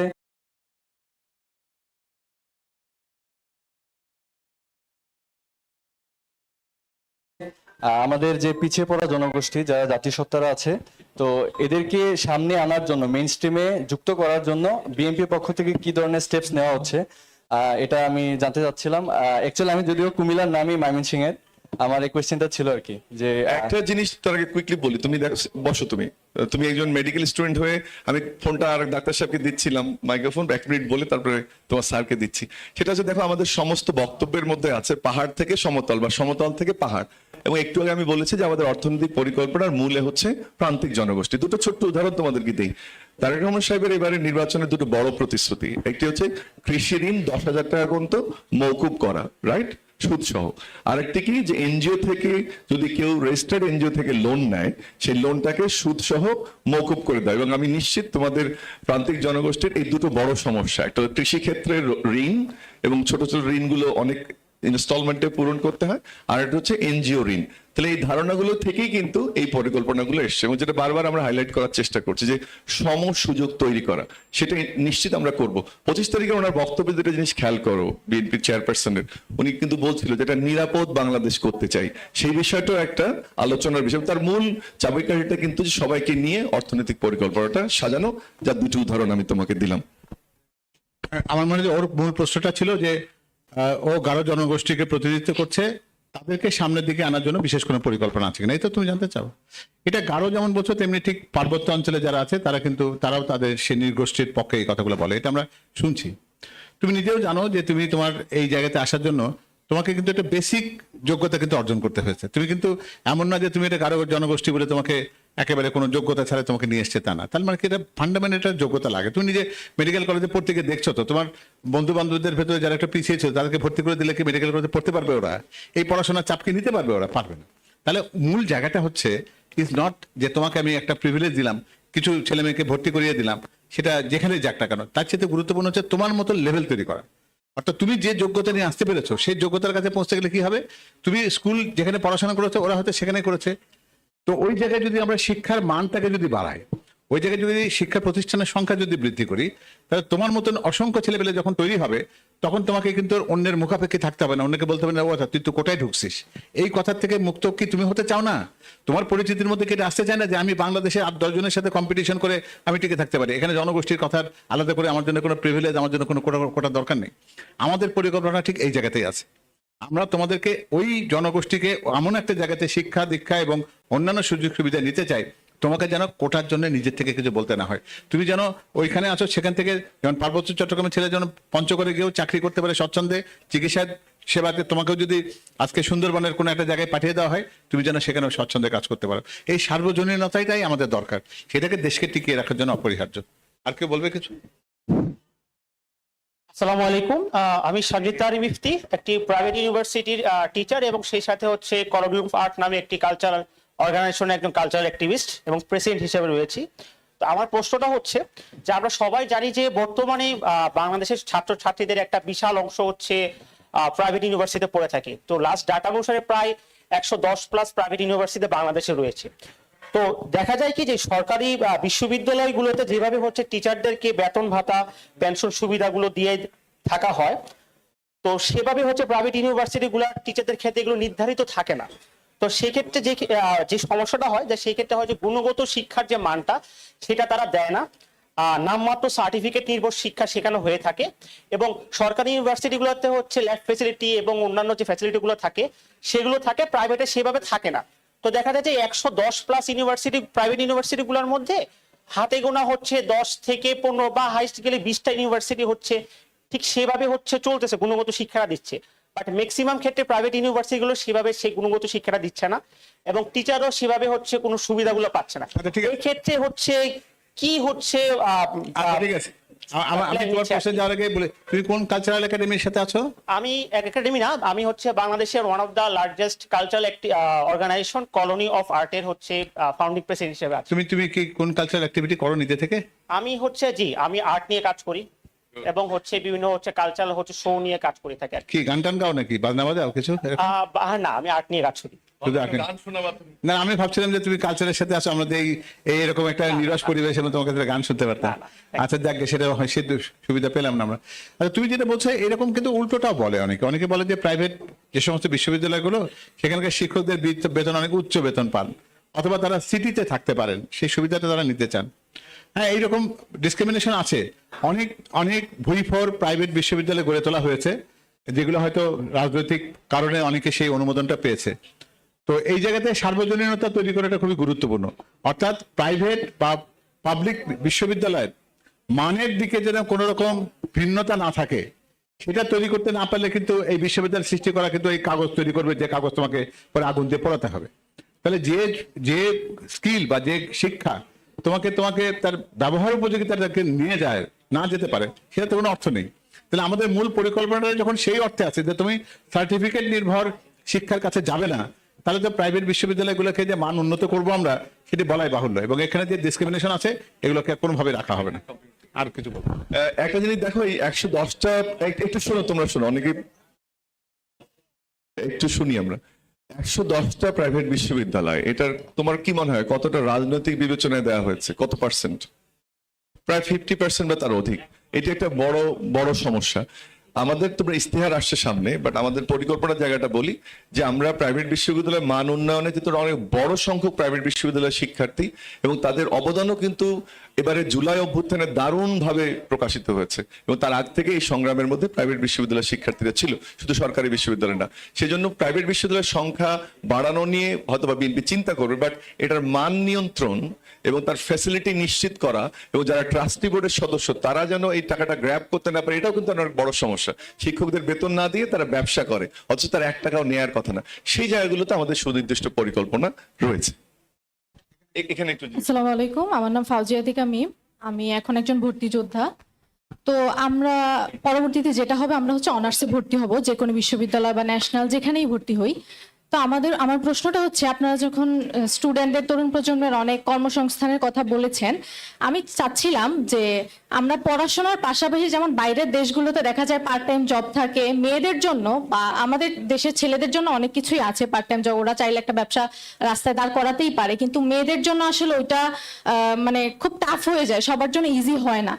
তো আমরা জানতে চাচ্ছিলাম যে বিএনপি পড়াশোনার পাশাপাশি স্টুডেন্টদের আলাদা একটা মানে পার্ট টাইম জব যেটাকে বলে, ওটার জন্য আসলে আপনারা কি করতে চাচ্ছেন পরবর্তী প্ল্যান? এমনিতে প্রফেসর মামুন যখন কথা বলছিলেন, তিনি একটা কথা বলেছেন যে ইন্টার্নশিপ। হ্যাঁ, আসলে হয় কি যে তুমি নিশ্চয়ই এটা চাও না যে ইন্টারমিডিয়েট পড়া কোনো একজন স্টুডেন্ট পড়ার পাশাপাশি তার জব করবে। এইটা বোধহয় আমাদের এই মুহূর্তে ভাববো কিনা সেটা একটা চিন্তার বিষয় রয়েছে। তবে তুমি যখন গ্রাজুয়েশন পর্যায়ে যখন পড়াশোনা করবে, তখন তুমি যে শিক্ষার সাথে তোমার পড়াশোনাটা, সেটার সাথে যখন অ্যাটাচমেন্ট করে, যে কথাটা উনি বলছিলেন যে তুমি যে এলাকার যে বিশ্ববিদ্যালয়ে পড়ো, সেই এলাকায় তোমার চাহিদার জন্য সেই প্রতিষ্ঠানের সাথে তোমার একটা অ্যালাইনমেন্ট করা। অর্থাৎ তুমি যদি কোনো একটা বিশেষ বিষয় নিয়ে পড়ো, টেক্সটাইল নিয়ে পড়ছো ধরো, তাহলে ওই জায়গায় যদি কোনো টেক্সটাইল ইন্ডাস্ট্রি থাকে, তাহলে তার সাথে সেই ইন্ডাস্ট্রির এই লিঙ্কেজটা এরকম হবে যে তুমি তোমার ইন্টার্নশিপ ওখানে করবে এবং তোমার দক্ষতাকে তোমাকে অবজারভেশন করার পরে তোমার যখন সেই ডিগ্রিটা অর্জন হবে, তখন তোমার জব অপরচুনিটিটা সেখানে অটোমেটিক্যালি তৈরি হবে। আচ্ছা, তার সাথে আমি আরেকটা কথা যুক্ত করতে চাই। আচ্ছা, যখন আমরা হচ্ছে এখন ভর্তি পরীক্ষা যখন দিতে যাই, তখন দেখা যায় যে একটা ভার্সিটির ফর্ম টানার জন্য প্রায় 1500 থেকে 1200 টাকা আমাদের পোহাতে হয়। এইটা মানে এটা খুবই খারাপ লাগে যে অনেক স্টুডেন্ট আছে এটা দিতে পারে না। সুতরাং দেখা যায় তারা একটা ভার্সিটিতে অ্যাপ্লাই করে এবং ওই ভার্সিটি দেখা যায় এআই ব্যবহার করে হচ্ছে ওরা পাস করে যাচ্ছে বা ইয়ে হয়ে যাচ্ছে। তোমরা কি সবাইকে গুচ্ছ পরীক্ষার পক্ষে না বিপক্ষে? বিপক্ষে, আমি বিপক্ষে স্যার। কারণ এখানে এক একটা ভার্সিটিতে 1200 টাকার নিচে কোনো অ্যাপ্লাইয়ের মানে ফি নাই, সবকিছুই উচ্চতা একটা স্যার এরপরই তো করা লাগে। না না, আমি 1200 ধরি, তুমি যখন আলাদা আলাদা করে করো তাহলে কয়েকটা 1200 খরচ করতে হচ্ছে, সেই জায়গায় 1200 জায়গায় ধরো 1000 হলো বা যেটাই হোক, একটা পরীক্ষা দিয়ে সবগুলো বিশ্ববিদ্যালয়ে ভর্তি হওয়ার সুযোগ তৈরি হবে। এটাতে আমাদের কোনো আপত্তি আছে? না ওইটা ঠিক আছে স্যার। সব বেশিরভাগ বন্ধুরা তো চাইছে যে একটা পরীক্ষাতেই বাংলাদেশের সমস্ত পাবলিক এবং প্রাইভেট বিশ্ববিদ্যালয়ের ভর্তি পরীক্ষা সেইভাবে হবে, মেডিকেল কলেজে ভর্তি তো সেইভাবে হয়। স্যার হ্যাঁ। চট্টগ্রাম ইউনিভার্সিটি এগুলো তো আলাদা আলাদা ভাবে হচ্ছে। না না না, ওটা তো তারা নিয়মের মধ্যে আছে, সেটাকে পরিবর্তন করা যাবে না এমন তো কোনো কথা না, প্রয়োজনীয় তো সব আইনকে পাল্টায়, তাই না? এটা নিশ্চয়ই চিন্তা করা যাবে। একটা জিনিস শোনো, একটা জিনিস বড় মিস করে গেছি আমি, এটা আমার বলার কথা ছিল। একটু শোনো, আমাদের শিক্ষা ক্ষেত্রে এখন ব্যয় কত জানো? মানে সরকারের ব্যয় 1.76 থেকে 1.8% বাজেটে, আর বিএনপি কত করতে যাচ্ছে এটা জানো? 5%। তাহলে যে প্রাইভেট বিশ্ববিদ্যালয় বা তোমার যে ভর্তির ইস্যু, যে টাকাটা বিশ্ববিদ্যালয় থেকে তুমি দিচ্ছ, তাহলে কত গুণ বাড়াচ্ছে? প্রায় 3 গুণ। আমরা যে $1 ট্রিলিয়ন ইকোনমি, বারবার যে কথাটা আমি বলছি, স্বপ্নটা বড় দেখতে হবে। তাহলে ওই প্যাকেজের মধ্যে কিন্তু এগুলো আছে যে বিশ্ববিদ্যালয়গুলো তখন অটোমেটিক টাকা বৃদ্ধি পাবে, টাকা বৃদ্ধি পেলে বিশ্ববিদ্যালয়গুলো তখন আর তোমার কাছ থেকে টাকাটা নেবে না। ঠিক আছে, নেক্সট কাকে এরপরে কে বলবে প্লিজ? আসসালামু আলাইকুম, আমি তাসনিম বিনতে নাসির। আমি কুমিল্লা ভিক্টোরিয়া কলেজের একজন শিক্ষার্থী, পাশাপাশি রোটারি ক্লাবের একজন সদস্য।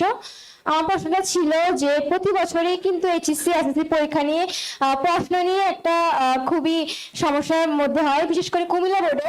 আপনারা দেখবেন যে কুমিল্লা বোর্ডে কঠিন কোশ্চেনের প্যাটার্নটা এতটাই কঠিন হয় এবং এতটাই জটিল হয় যে পাশের হারটা সবচেয়ে নিম্ন থাকে।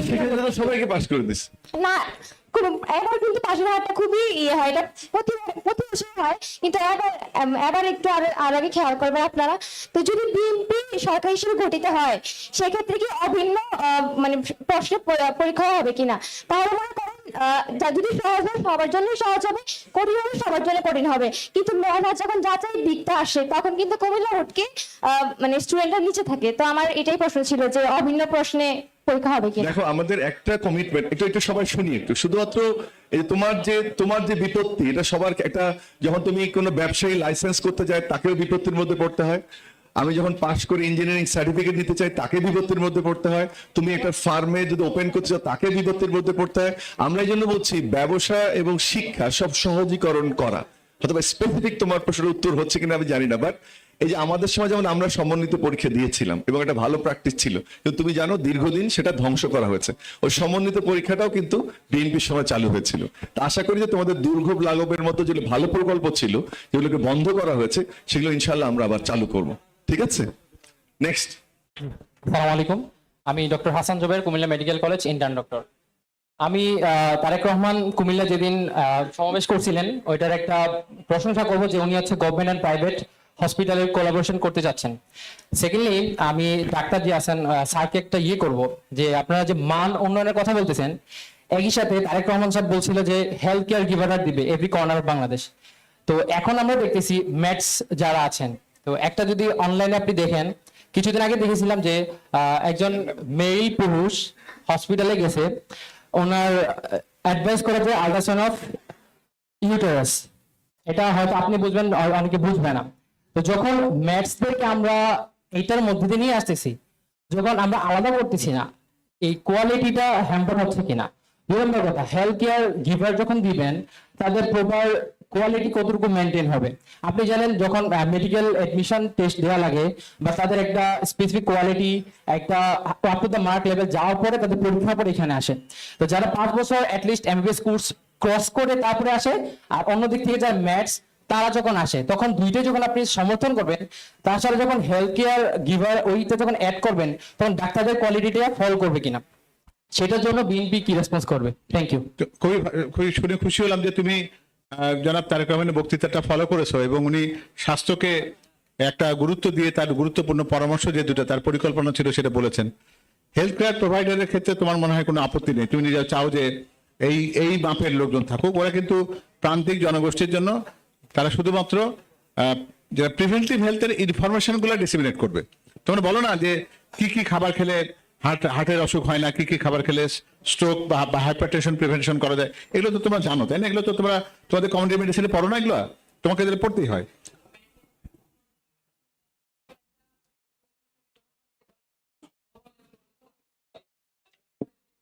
না, আমি ম্যাথসের কথা পরে আসছি। আমি তোমাকে হেলথ কেয়ার প্রোভাইডারের কথা বলছি এই জন্য যে ম্যাথস নিয়ে তো উনি কথা বলেননি।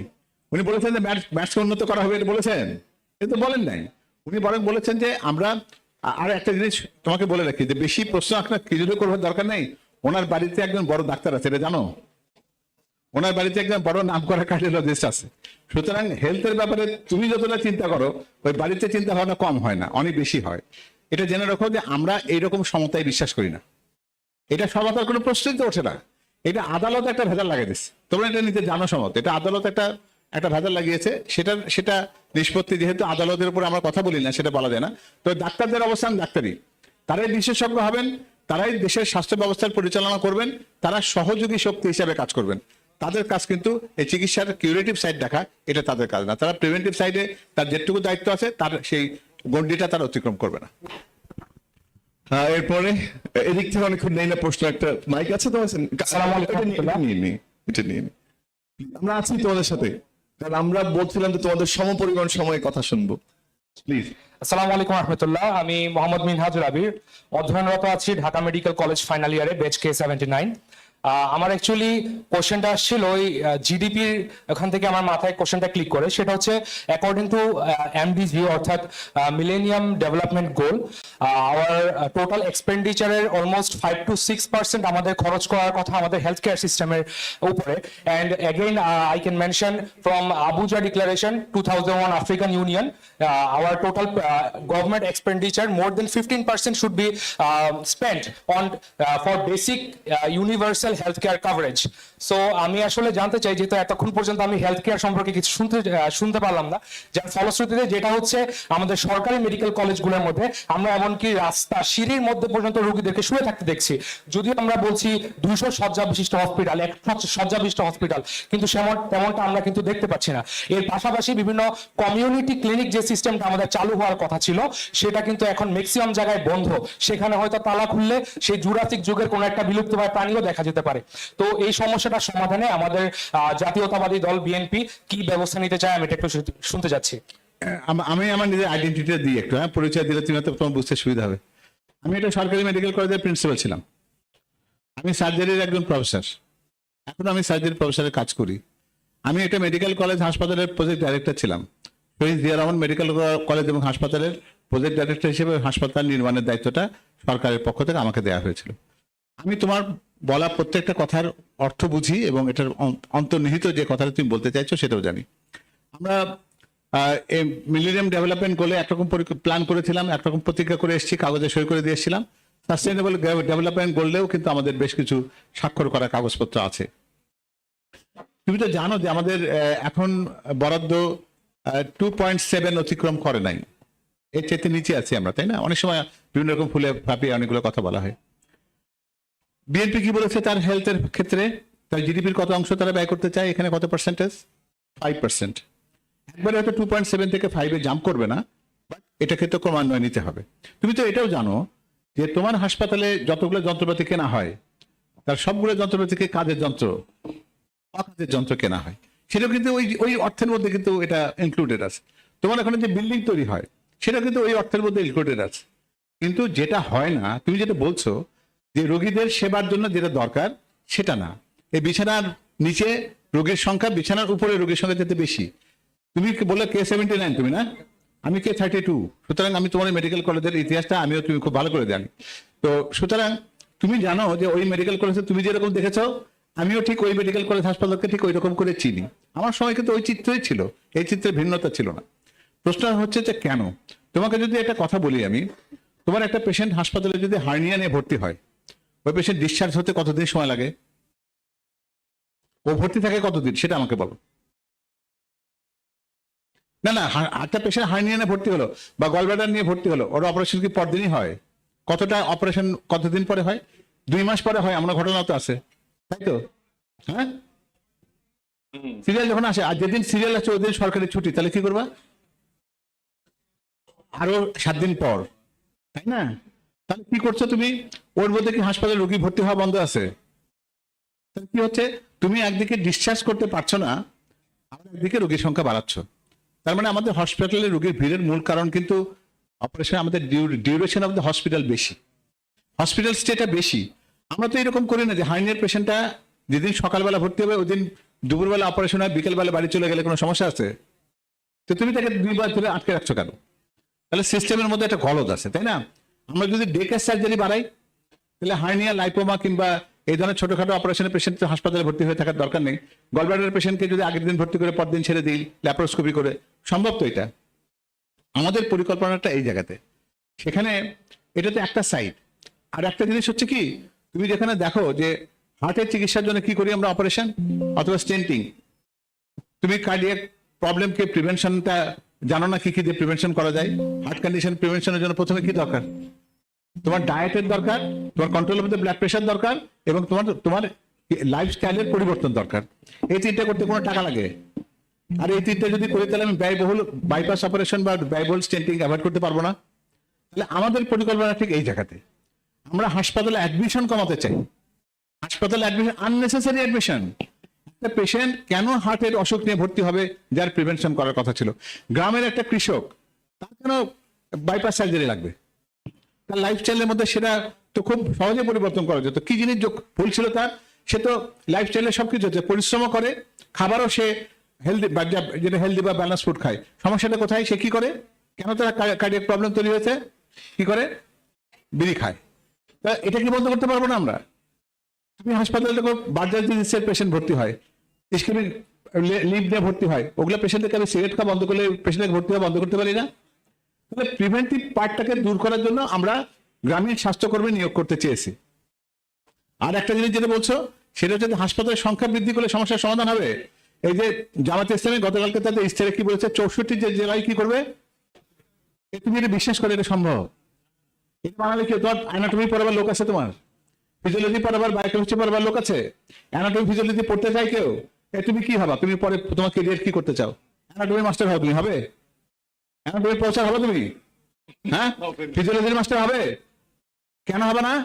ওই জায়গায় ফরেনসিক মেডিসিন প্রফেসর হবা? বেসিক সায়েন্সের সাবজেক্ট গুলোতে পড়াবার লোক না, কেন নাই? তুমি তোমার স্ট্রাকচারটাই করতে বল। তুমি তাদেরকে ধরে রাখার মতো কোনো ব্যবস্থাই করনি, তাদেরকে সম্মানিত করনি। তোমার গাইনির ম্যাডাম বিরাট বড় গাড়ি নিয়ে ঢোকে, আর তোমার কমিউনিটি মেডিসিনের প্রফেসর সে রিক্সা করে আসে। এই বৈষম্যটা দূর করতে হবে, এগুলো আমরা রিয়েলাইজ করি, বুঝি। তুমি যতটা বোঝো তার থেকে অনেক বেশি বুঝি। তুমি 79, আমি 32, তো সুতরাং বোঝার সময়টা আমার অনেক বেশি অতিক্রম করেছে আমি। তুমি নিশ্চিত থাকো, এই হেলথ সেক্টরের ক্ষেত্রে আমরা আমূল পরিবর্তন করব। শুধুমাত্র এটাই না যে হাসপাতালের চেহারা অনেক সুন্দর হবে, হাসপাতালের বেডের চেহারা অনেক সুন্দর হবে, আমরা হাসপাতালে রোগীর ভর্তি কমাতে চাই, কারণ এই ব্যয়বহুল চিকিৎসা আমরা অ্যাফোর্ড করতে পারবো না। পরের জন্য একটা ছোট্ট ঘোষণা দিই, একটা বিশেষ ঘোষণা। সেটা হচ্ছে তোমরা অনেকে চলে যাচ্ছ, এখানে একটু আগে বলছে যে কি প্যালেস, এটা নাম, এখানে খাওয়া দাওয়া কেমন? অত্যন্ত ব্যয়বহুল এবং খুব ভালো মানের।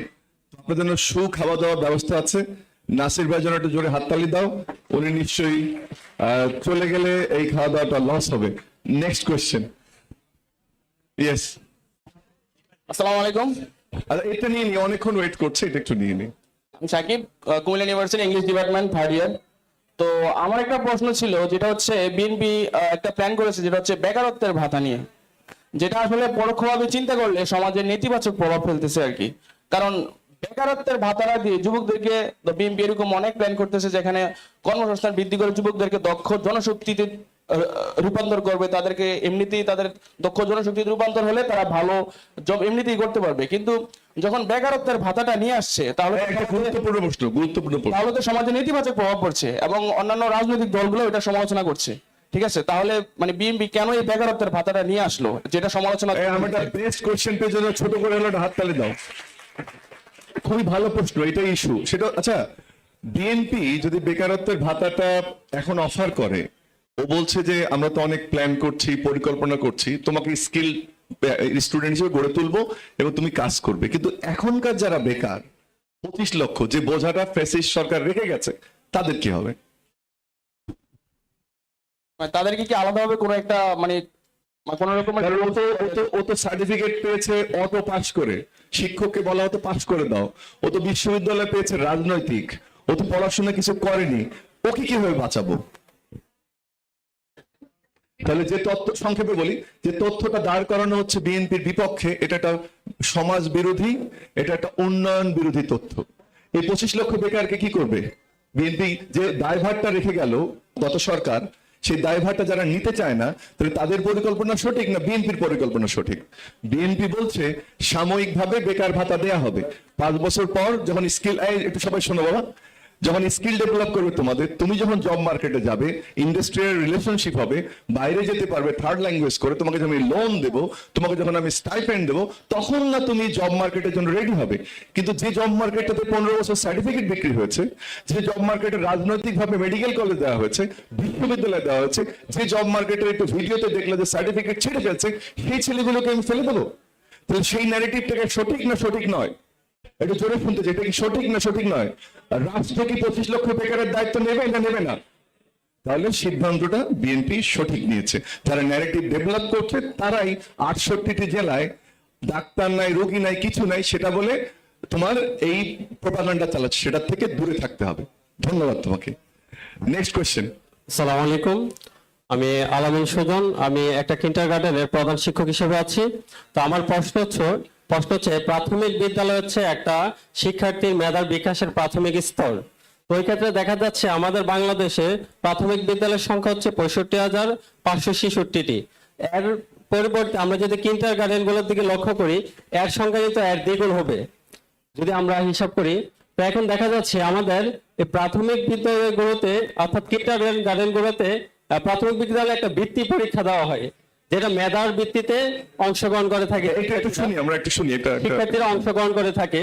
তো এখন দেখা যাচ্ছে সরকার আমাদের প্রাথমিক বিদ্যালয়ের শিক্ষার্থীরই বৃত্তিটা দেওয়া হচ্ছে 5ম শ্রেণীতে, আমাদের কিন্ডারগার্টেনের যে শিক্ষার্থীরা আছে তারা অংশগ্রহণ করতে পারছে না। তো আমার প্রশ্ন হচ্ছে এটা তো মেধার ভিত্তিতে দেওয়া হচ্ছে, এখানে এই বৈষম্যটা কেন আসছে এবং বিএনপি সরকার আসলে কি এই বৈষম্যটাকে দূরীভূত করবে কিনা? খুবই সুন্দর একটা প্রশ্ন।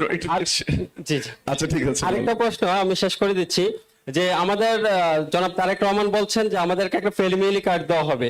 তো আমরা যদি ফেসবুকে ঢুকি, এটা নিয়ে বিপক্ষের দল একটা লেখা লেখে যে এই যে টাকার উৎসটা, আয়ের উৎসটা, যে আমরা টাকা দেবো, এই টাকাটা কোথায় থেকে আসবে, অর্থটা কোথায় থেকে আসবে, এই বিষয়টা একটু ক্লিয়ার করবেন। ধন্যবাদ। চমৎকার প্রশ্ন করেছে। তোমরা না দেব, আমি হাততালি দিই একটুর জন্য। বললাম তোমরা দিও না, আমি দিচ্ছি। তোমরা ভালো খাবারের কথা শুনে এখন সবাই হাততালি দিচ্ছ। শোনো কথা শোনো, আসলে দুটো দারুণ প্রশ্ন। আমাদের শিক্ষার সমতা ভিত্তিক শিক্ষা আমরা নিশ্চিত করতে পারিনি। 3টি ধারার শিক্ষা, একটা ইংরেজি মিডিয়াম, একটা বাংলা মিডিয়াম, আর একটা কি মাদ্রাসা মিডিয়াম। কোন পৃথিবীর কোন দেশে এটা আছে? শুধুমাত্র অনুন্নত দেশগুলোতে আছে। প্রথম সমস্যাটা সমাধান করা উচিত, শিক্ষা হবে একমুখী, এক কেন্দ্রিক এবং সমাজ জন্য সমান। তাহলে কি তোমার ওই সমস্যাটার সমাধান হবে? সেই পরিকল্পনাটাই বিএনপি রয়েছে ব্রডলি। তাহলে আর এই ধরনের কিন্ডারগার্টেনের বৃত্তি বা সরকারি বৃত্তি আলাদা হবে না। এটা আমার তোমার প্রশ্নের সরাসরি উত্তর। দ্বিতীয়টার উত্তর খুব গুরুত্বপূর্ণ। গতদিন বরিশালে আমরা অনুষ্ঠান করছিলাম, তখন জিজ্ঞেস করেছিলাম যে ফ্যামিলি কার্ড সম্পর্কে কতজন শুনেছো? তো হাত তুলেছিল বোধহয় 15-20 জন। আর জিজ্ঞেস করেছিলাম যে নেগেটিভ ক্যাম্পেইন কতজন শুনছো, তখন হাত তুলেছিল সবাই। তো এই ঠিক যে ন্যারেটিভটা ওর বক্তব্য দিয়ে দাঁড় করানো হচ্ছে যে বেকারদের ভাতা দিলে দেশ পিছিয়ে যাবে, কিন্তু আমার যে উত্তরটা শুনেছো, সেই 25 লক্ষ বেকারের দায়িত্ব যেমন বিএনপি নিতে চায়, ঠিক একইভাবে ও যে প্রশ্নটা করলো যে এই ফ্যামিলিগুলোর দায়িত্ব নিতে চায়। একটা ছোট্ট তথ্য তোমাকে দেই। একটু আগে পাওয়াল ভাই বলে গেছে যে আমাদের যে সামাজিক কর্মসূচি, সেটি একটু ভালো করে শোনে। ফ্যামিলি কার্ড নিয়ে এত আলোচনা করা হচ্ছে যে ফ্যামিলি কার্ডকে কিং বানিয়ে আর বেহেস্তের কার্ড দিয়ে টেক্কা মারা হচ্ছে। খুবই সমস্যা, রাইট? বেহেস্তের কার্ড কি দেওয়া যায়, কিন্তু ফ্যামিলি কার্ডটা বোধহয় দেওয়া যায়। সংক্ষেপে 3টা কারণ বলি কোত্থেকে অর্থ আসবে। স্যার কখন দাঁড়াচ্ছে আমি দেখি নাই। 1 নম্বর হচ্ছে যে আমাদের বর্তমান যে কর্মসূচি, সামাজিক উন্নয়ন কর্মসূচিগুলো 4টা মন্ত্রণালয়ের মাধ্যমে পরিচালিত হয়, তাতে প্রায় 1,25,000 থেকে 28,000 কোটি টাকার মতো ব্যয় হয়। ঠিক আছে, বিএনপি কিন্তু বলেনি যে আমরা এটা নতুন করে করছি। টিসিবির কার্ড আছে, ভিজিটি কার্ড আছে, অনেকগুলো কার্ড আছে, সেটাকে সমন্বিত করতে চাই। স্যার একটু আগে বলে গেছে তোমাদের যে তার জন্য ইনিশিয়ালি আমাদের 12 থেকে 18,000 কোটি টাকা দরকার, রাইট? তাহলে বাজেটে আমার যদি 1 লাখ কোটি টাকা থাকে, সেটাকে যদি আমি আলাদা করে কার্ডে নিয়ে আসি, এবং আমরা কিন্তু বলিনি একেবারে দেবো, বিএনপি কি বলছে একেবারে দেবো, পাইলট প্রজেক্টের মাধ্যমে আস্তে আস্তে যাবে বা একটার পর একটা যাবে, রাইট? তাহলে সেখানে কি 1,20,30,000 কোটি টাকা, যেটার মধ্যে 3টে তথ্য আমি তোমাদেরকে দেই। এটা জাতিসংঘের খাদ্য উন্নয়ন কর্মসূচির একটা তথ্য যে 52% ভুয়া এনলিস্টেড বেনিফিশিয়ারি আছে আওয়ামী লীগের সময়। এটা বিশ্বাস করো না করো না, স্বজনপ্রীতি হয়েছিল না হয়নি? হয়েছে? তাহলে কত টাকা? 1,25,000 কোটি টাকা বা 1,00,000 কোটি টাকা। সেখান থেকে যদি 52% বেনিফিশিয়ারিকে বাদ দাও, কত কোটি টাকার অপচয় হচ্ছে? 50%। মানে এই শোনো, প্রশ্ন তুমি করে নিজে কথা বলছো, 50,000 কোটি টাকা অপব্যয় হচ্ছে, রাইট? যেটা আওয়ামী লীগদের মেম্বার থেকে শুরু করে সেই ফড়িয়া, সেই এমপি মন্ত্রী পর্যন্ত আত্মীয় স্বজনের পকেটে গেছে। সামাজিক উন্নয়ন কিছু হয়েছে? তাহলে কি জিডিপি 4%-এর নিচে থাকতো? তাহলে কি ইনফ্লেশন এত বাড়তো? তাহলে 50,000 কোটি টাকা যদি সেভ করতে পারি আমি, তাহলে কি 10-12,000 কোটি টাকা বা 18,000 কোটি টাকা দেওয়া যাবে না? এফিসিয়েন্সি গেইন থেকে তো দেওয়া সম্ভব। যে তথ্যটা ছড়ানো হচ্ছে এটা একটা ভুল তথ্য। বেহেশতের কার্ড যেমন একটা ভুল ধারণা, একইভাবে অর্থের সংস্থানটা খুব সহজভাবে করা সম্ভব এবং সেটা গ্র্যাজুয়ালি করা হবে। ঠিক আছে, ধন্যবাদ তোমাকে। এরপরে নেক্সট। আসসালামু আলাইকুম। আমরা লাস্ট বেকার ভাতা শব্দটি নিয়ে কথা বললে না, কে জানি বলছিলে? তুমি একটা চ্যাটজিপিটি আছে তোমার, চ্যাটজিপিটি দেখো তো বিএনপি বেকার ভাতা শব্দটি ব্যবহার করেছে কি না, এটাতে একটা সার্চ দাও তো তাড়াতাড়ি। বাংলা লেখো চ্যাটজিপিটিতে বিএনপি বেকার ভাতা শব্দটি ব্যবহার করেছে কিনা। আচ্ছা, পরে প্রশ্ন দেয়, ওটা উত্তর আমি নিচ্ছি পর। আসসালামু আলাইকুম, আমি মুহিব মুস্তাকিম, বাংলাদেশ আর্মি ইন্টারন্যাশনাল ইউনিভার্সিটিতে কম্পিউটার সায়েন্স নিয়ে পড়ছি। আমার কোশ্চেনটা হচ্ছে, আমাদের জাতীয়তাবাদী দল বিএনপি এবং তারেক রহমান স্যারের প্রত্যেকটা প্রশ্নই, প্রত্যেকটা প্ল্যানই অনেক সুন্দর হয়েছে, কিন্তু এই প্ল্যানগুলো বাস্তবায়ন করার ক্ষেত্রে যখন মাঠ লেভেলে কাজ করা হবে, তখন দেখা যাচ্ছে যে প্রত্যেকটা সেক্টরই এখনো আগের ফেসিস্ট যে করাপ্টেড লোকগুলা, এগুলো এখনো বিদ্যমান রয়েছে। তো সেই সরকারের যে প্ল্যানগুলো, এগুলো আমাদের আমাদের সাধারণ মানুষের মধ্যে বাস্তবায়িত হওয়ার জন্য যেসব কাজগুলো করা প্রয়োজন, সেগুলো আমরা কিভাবে ইমপ্লিমেন্ট করব? হ্যাঁ, তোমার প্রশ্নটা খুবই যৌক্তিক। আমরা জানি যে গত 15 বছরে যারা এই প্রকল্প বা কার্যক্রম বাস্তবায়নের ক্ষেত্রে সরকারের দায়িত্বে ছিল, তারা প্রকৃতপক্ষে তাদেরকে এই ফ্যাসিস্ট সরকারকে সকল ক্ষেত্রে সহায়তা করেছে। এটা একটা সমস্যা, কারণ এই গত 1.5 বছরে কিন্তু তারা নির্মূল হয়নি, তারাই তো এখনো আছে। এবং বিএনপি সরকার এসে রাতারাতি তাদেরকে বের করে দিতে পারবে, এটাও হয়তো বাস্তবসম্মত নয়। কিন্তু এমন একটা ব্যবস্থাতে আমাদের যেতে হবে যে তাদেরকে নিষ্ক্রিয় করে রেখে যোগ্যতর কর্মকর্তা, সে যদি নিম্ন পদেরও হয়, তাকে দিয়ে দায়িত্বটি পালন করানো। এটা কিন্তু সম্ভব কি জন্য? 1971 সালে স্বাধীনতার পরে বাংলাদেশের সরকারি চাকরিতে জয়েন্ট সেক্রেটারি পদেরও কর্মকর্তা ছিল হাতে গোনা। তখন কি বাংলাদেশ চলেনি? ইনশাল্লাহ আমরা পরবর্তীতে ফ্যাসিস্ট দোসরদেরকে অন্তত গুরুত্বপূর্ণ কোনো জায়গায় রেখে আমাদের এই পরিকল্পনা কি বাস্তবায়িত হবে? তুমি বিশ্বাস করো এটা? এরা আমাদেরকে করতে দিবে? এটা কখনোই করতে দিবে না। সুতরাং তুমি নিশ্চিত থাকো, তাদের পৃষ্ঠপোষকতার কাজ অন্তত বিএনপি করবে না। পরের প্রশ্নকার কি লিখছে?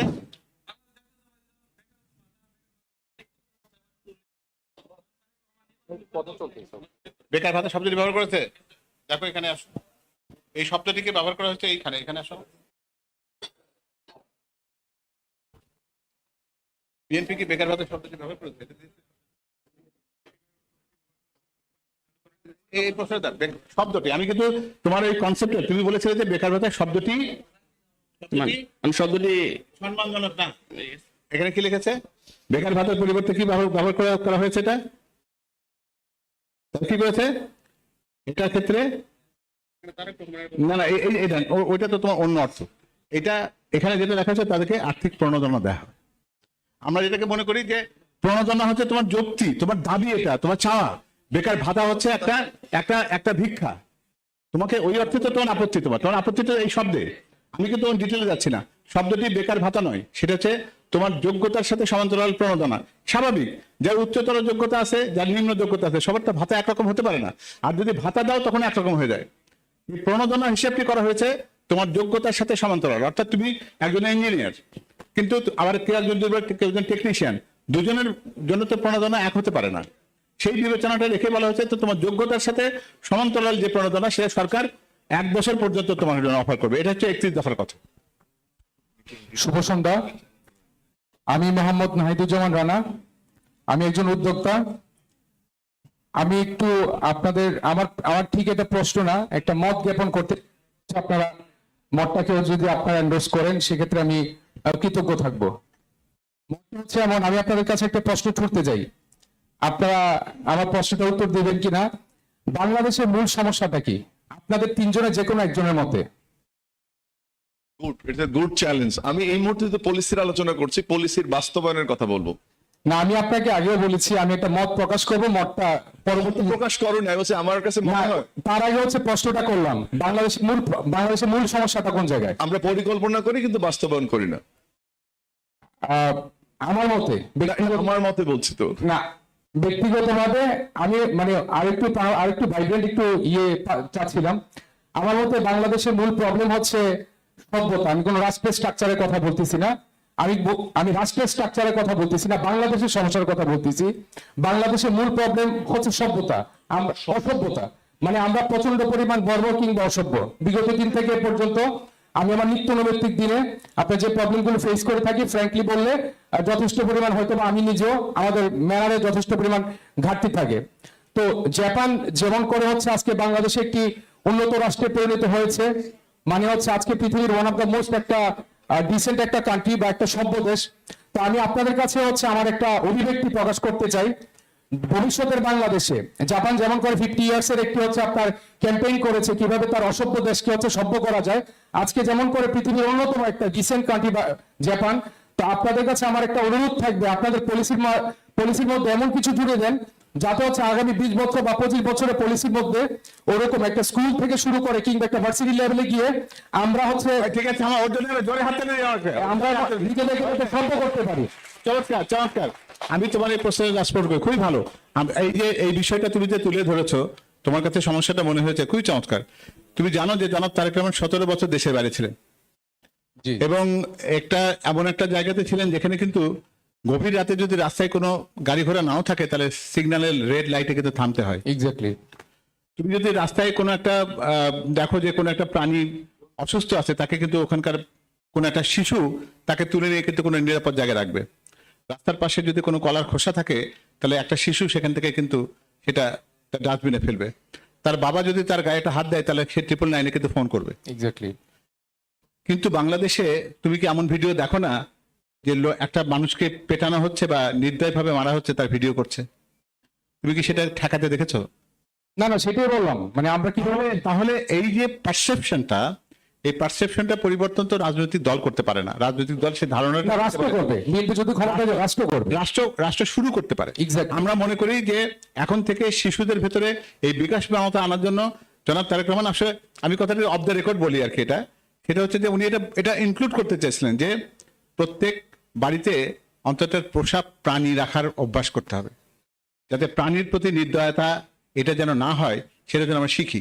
একটা কুকুর যদি রাস্তায় ঘোরাঘুরি করে, স্ট্রে ডগ যেটা আমরা বলি গলির কুকুর, আমাদের বাচ্চারা কি করে এই কুকুরের সাথে? ওকে ধরে পিটায়, লেজের সাথে দড়ি দিয়ে ইট বেঁধে দেয়। এটা তারা খেলা মনে করে। কি জন্য? তারা এই সংস্কৃতির মধ্যে যে বড় হয়েছে। তারা যে বস্তিতে যে বসবাস করে বা আসলাম, আমি বলছি নিম্ন বর্ণের মানুষরা, একজন আরেকজনের সাথে, তার মার সাথে তার প্রতিবেশীর সাথে কি কথাবার্তা শুনেছে, সে খিস্তি খেউর, এটা দিয়ে শুরু করেছে। আমরা রাস্তা পার হওয়ার সময় জেব্রা ক্রসিং এর জন্য ওয়েট করি, ফুট ওভারব্রিজ পার হই, রাস্তার পাশে ময়লা ফেলাটাকে আমরা অপরাধ মনে করি। আমরা এই কাজটা কিন্তু এই বাংলাদেশের মানুষের যখন দেশের বাইরে যায় তখন সে কিন্তু খুবই ডিসিপ্লিন। ওই সিঙ্গাপুরে কিন্তু কেউ কিন্তু একটা চুইংগাম ফেলে খেয়ে কিন্তু রাস্তায় ফেলবে না, একটা কলার খোসা কিন্তু প্র্যাকটিস ছিল। না, এই বাংলাদেশের মানুষই করে। বাংলাদেশের মানুষই যখন অন্য দেশে যায় তখন কিন্তু সে আনরুলি হয়ে যায় না, তখন কিন্তু নিজেকে কিন্তু অ্যাডাপ্ট করার চেষ্টা করে। সেজন্য এটা হচ্ছে কি আমাদের জেনেটিক একটা সমস্যা তৈরি হচ্ছে, জিনগতভাবে আমাদের ভেতরে এরকম একটা প্রবণতা ঢুকেছে যে আইন না মানাটা হচ্ছে বাহাদুরি এবং সভ্য থাকাটা হচ্ছে দুর্বলতা। তোমার ক্লাসের সবচেয়ে ভালো ছাত্রীটাকে বললো তো মেনা, ও কোনো অপদার্থ, এটা আবাল। কিন্তু আমাদের এই ধারণাটা পরিবর্তনের জন্য তুমি যে কথাটা বলেছো, আমাদের শিক্ষা পাঠ্যক্রমের মধ্যে আমরা এই জিনিসটাকে অন্তর্ভুক্ত করার কথা ভাবছি, শিশুকাল থেকে যেন এই পরিচর্যাটা হলে। ধন্যবাদ। Thank you.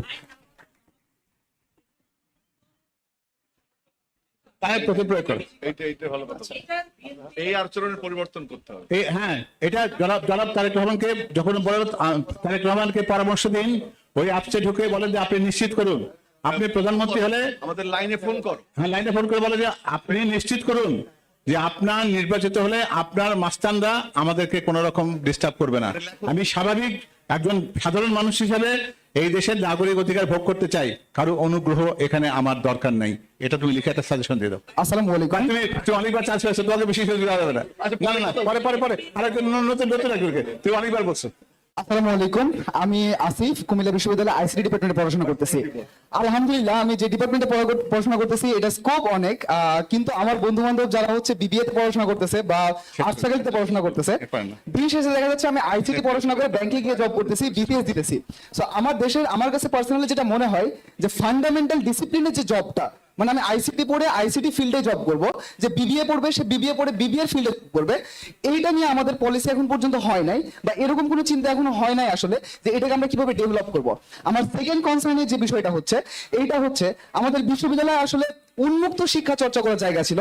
বিশ্ববিদ্যালয়গুলো আসলে তৈরি করা হয়েছিল শিক্ষা উৎপাদনের জন্য, কিন্তু এখন আমরা বিশ্ববিদ্যালয়ের যে স্ট্রাকচার গুলো দেখি, আলহামদুলিল্লাহ বিগত সরকার আমাদের প্রতি জেলায় জেলায় হচ্ছে বিশ্ববিদ্যালয় তৈরি করার কথা বলে গিয়েছে এবং তারা অনেকগুলো বিশ্ববিদ্যালয় করে ফেলেছে। আরেকটি দল হচ্ছে যে চেষ্টা করতেছে যে প্রত্যেকটা জেলায় জেলায় বিশ্ববিদ্যালয় মেডিকেল কলেজ করবে। বাংলাদেশ আলহামদুলিল্লাহ ইনস্টিটিউশনের কিন্তু অভাব নাই, national university, public university, private university মিলা প্রত্যেকটা গলিতে গলিতে আপনি ইউনিভার্সিটি পাবেন। কিন্তু এই ইউনিভার্সিটি গুলো দিন শেষে সার্টিফিকেশনের বদলে যদি আমাকে একটা প্রজেক্ট, একটা অন্টারপ্রেনিয়রশিপের যে একটা উদ্যোগ, এই উদ্যোগ যদি আমাকে পলিসির মধ্যে থেকে নিয়ে আসা হইতো, আইনে যদি নিয়ে আসা হইতো, তখন আমার কাছে মনে হতো যে এমপ্লয়মেন্টের যে গ্যাপটা আমি বুঝতে পেরেছি। তুমি এই লিফলেটটা দেখেছো বা কেউ দিয়েছে? এখানে দেখো তুমি, উদ্ভাবন, স্টার্টআপ, উদ্যোক্তা সহায়তা এবং প্রতিযোগিতা। তুমি যদি আইটির স্টুডেন্ট, আমি ডিটেলস করছি না, সময় নেই। 2 নম্বর হচ্ছে আমরা আইটি বলছি ফ্রি সার্ভিস তরুণদের কমন প্লেসে দেবো। 3 নম্বর কি হচ্ছে, আমরা উদ্যোক্তাদের লোন নেব। 4 নম্বর যারা আন্তর্জাতিক অঙ্গনে ফ্রিল্যান্সিং এর কাজ করে তাদের গেটওয়ে গুলো উন্মুক্ত করার চেষ্টা করব। তারপরে তথ্য প্রযুক্তি নতুন শিল্প খাতের কথা আমরা বলছি। কর্মসংস্থানের ক্ষেত্রে আমরা বলছি ক্ষুদ্র এবং মাঝারি আইটি উদ্যোক্তা, তাদের জন্য আলাদা ব্যবস্থা গ্রহণ করব। এবং তারেক রহমান তার বিভিন্ন বক্তব্যে বলেছেন যে আমাদের আইটি যে জনশক্তি বাংলাদেশে তৈরি হচ্ছে, ব্রেন ড্রেনের যে প্রশ্নটা আসলে খুব দুঃখজনকভাবে তারা বাইরে চলে যাচ্ছে। এই 4th বা 5th রেভলিউশনের ক্ষেত্রে সেটা আমাদের জন্য খুব দুঃখজনক। এই 7টি 8টি পরিকল্পনায় সেটি আছে। আমাকে ক্ষমা চেয়ে নিতে হবে, আমরা বলছিলাম সমান সময় দেবো, দেখুন সমান সময় দিয়ে ফেলেছি। আজকে আর প্রশ্ন নিব না, আজকে আমাদের একটু বিদায় নিতে হবে। 6টার মধ্যে একটা প্রোগ্রামে ঢুকতে হবে, তোমাদের জন্য অনলাইনে ঢুকবো, এটা খুবই আনন্দময়। আচ্ছা, লাস্ট একটা কোশ্চেন নিয়ে নিই। আচ্ছা, এটার পরে এই দুটো প্রশ্ন করে ক্ষমা চেয়ে নেই। আর তোমরা যদি ব্যক্তিগতভাবে কথা বলতে চাও, আমি হয়তো বা যেতে যেতে একটু কথা বলবো। আমরা এই দুটো শেষ প্রশ্ন। জি, আসসালামু আলাইকুম, আমি মোহাম্মদ ফরহাদ হোসেন, কুমিল্লা সরকারি ম্যাথস থেকে আসছি। আসলে আমি ম্যাথস নিয়ে প্রশ্ন করতে চাচ্ছি যে বিগত ফেসিস সরকার আমলে আমি প্রথমে ম্যাথসের পরিচয় দিই। ম্যাথসের একাডেমিক ডিউরেশন হচ্ছে 4 বছর এবং 6 মাসের একটা ইন্টার্নশিপ আছে, জেনারেল হসপিটালে হয়। আমি বর্তমানে ইন্টার্ন করছি জেনারেল হসপিটাল। তো ম্যাথসের ফেসিস সরকার আমল থেকে প্রায় 13 বছর ধরে নিয়োগ বন্ধ, যেখানে বাংলাদেশের বেকারত্ব একটা বড় সমস্যা। সেখানে প্রায় ম্যাথস থেকে বাংলাদেশ রাষ্ট্রীয় চিকিৎসা অনুষদ থেকে লাইসেন্স প্রাপ্ত বেকার ছাত্র আছে প্রায় 40,000-এর উপরে এবং রানিং স্টুডেন্ট আছে বর্তমানে প্রায় 60,000-এর উপরে। সেক্ষেত্রে আমরা 4 বছর একাডেমিক পড়াশোনা করে 6 মাস ইন্টার্নশিপ করে দক্ষ হওয়ার পরও আমার তৃণমূল পর্যায়ে যে স্মার্ট চিকিৎসা দেওয়ার দরকার, আমরা সেটা থেকে বঞ্চিত। এবং আওয়ামী সরকার আমলে যে ফেসিসটা আমলে আমাদের নিয়োগ বন্ধ করে রেখে বিভিন্ন জেলাতে civil surgeon, non medical person নিয়োগ দিয়েছে, কমিউনিটি ক্লিনিকে নিয়োগ দিচ্ছে, সেখানে নন মেডিকেল পার্সন দ্বারা চিকিৎসা সেবা দেওয়া হচ্ছে। সেক্ষেত্রে 4 বছর একাডেমিক পড়াশোনা করে 6 মাস ইন্টার্নশিপ করার পরও আমাদেরকে বেকার হিসেবে রাখা হচ্ছে। ফেসিস সরকার আমল যে আমাদের উপর যে জুলুমটা করেছে, সেটা কি বিএনপি সরকার ক্ষমতা আসার পরও কি করবে, সেটা আমার জানার। ঠিক আছে, তুমি ম্যাথস স্টুডেন্ট না? জি জি, সরকারি ম্যাথস। কোথায় সরকারি ম্যাথস? কোথায়? কুমিল্লা সরকারি ম্যাথস। হ্যাঁ, কুমিল্লা সরকারি ম্যাথস। কুমিল্লা সরকারি ম্যাথস, এটা কি আগের বিল্ডিং এ আছে? না, এটা যে গোল মার্কেটে আসছে, মানে যেটা মেডিকেল কলেজ হওয়ার পরে পরবর্তীতে গোল মার্কেট চলে আসছে। তোমাদের ম্যাথস অন্য জায়গায় চলে গেছে? জি। আচ্ছা, ঠিক আছে। ম্যাথস এর বিষয়টা আমি জানি, ম্যাথসের বিষয়টা জানি। এটা একটা বলতে পারো যে সরকারি অদূরদর্শী কিছু পরিকল্পনার কারণে তোমাদের কর্মজীবনের ভবিষ্যৎটা একেবারে জটিল হয়ে গেছে। আমাকে তুমি বলো যে মেডিকেল অ্যাসিস্ট্যান্ট হিসেবে তুমি যখন নিয়োগ পাও, তোমার পরের পদোন্নতি কি? যে আমাদের পদোন্নতি নাই এবং যে হায়ার এডুকেশন নাই। আমরা হায়ার এডুকেশনের জন্য দীর্ঘ আন্দোলন করে আসছি। আমি জানি, তো প্রশ্নের উত্তরটা জানি, সবাইকে শোনানোর জন্য বললাম। অর্থাৎ তুমি যে পদে ঢুকবে সেই পদে তোমার রিটায়ারমেন্টে যেতে হবে। এটা কোনো জবের কোনো স্ট্রাকচার হতে পারে না। অথবা তোমার যদি কর্মদক্ষতা বৃদ্ধি করার কোনো সুযোগ না থাকে, তাহলে তোমার কোনো উন্নতির কোনো সুযোগও নাই তোমার। সুতরাং এই দুটো জিনিস গুরুত্বপূর্ণ প্রবলেম। আমরা এই দুটো জিনিসকে জানি। তোমাদেরকে যদি আমরা এই দুটো জায়গাতে সমাধান করে দিতে না পারি, তাহলে তোমাদের জন্য পথ সৃষ্টি করে কোনো লাভ নেই। কারণ তুমি এই পদের থেকে লাভটা কি তোমার? তুমি তো সারা জীবন কি ওই মেডিকেল অ্যাসিস্ট্যান্ট এই পদবি নিয়ে চলবে তুমি সারা জীবন? এটা হতে পারে না। ফলে তোমাদের উন্নয়নের জন্য যে পরিকল্পনা করা যায়, তুমি যদি মূল স্রোতে আসতে চাও, তাহলে যে দক্ষতা মাত্রা তোমাকে অর্জন করতে হবে সেটা তো তুমি অর্জন করবে নাকি? এমনি এমনি তো তোমাকে কেউ দিবে না। তো ওই বিষয়টা আমাদের চিন্তায় আছে।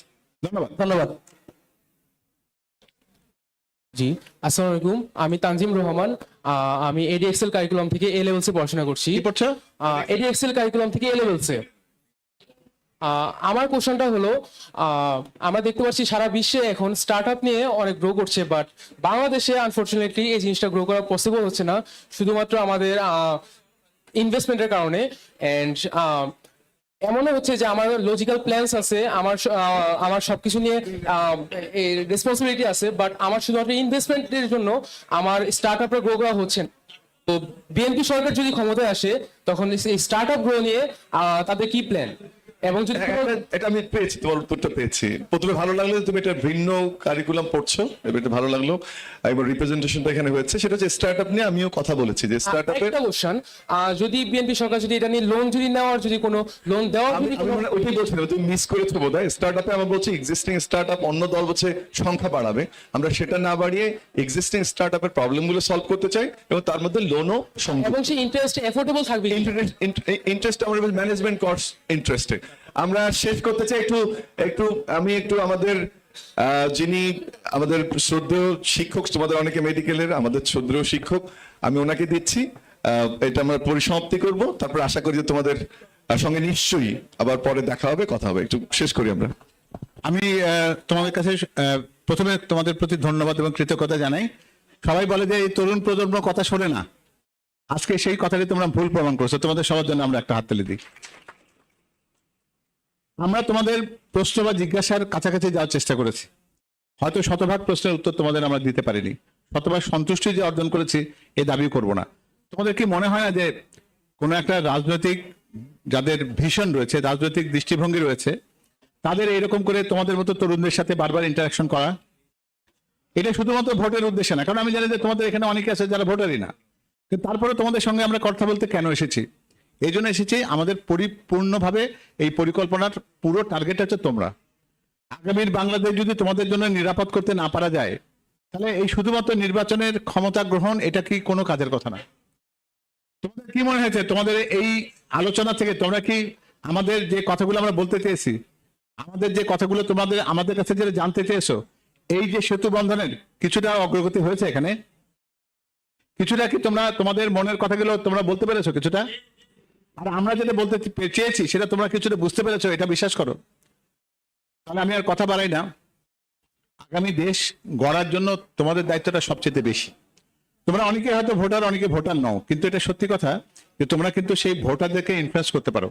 একজন শিক্ষিত একটা মানুষ যখন সাধারণ মানুষকে বলে যে আমি তাদের কথায় কনভিন্সড, দেখো আমি একজন মেডিকেল কলেজের শিক্ষক, উনি একজন বিশ্ববিদ্যালয়ের শিক্ষক, ও একটা বিজনেস এন্টারপ্রেনার। আমাদের কারো কিন্তু রাজনীতি করবার কোনো দরকার নেই।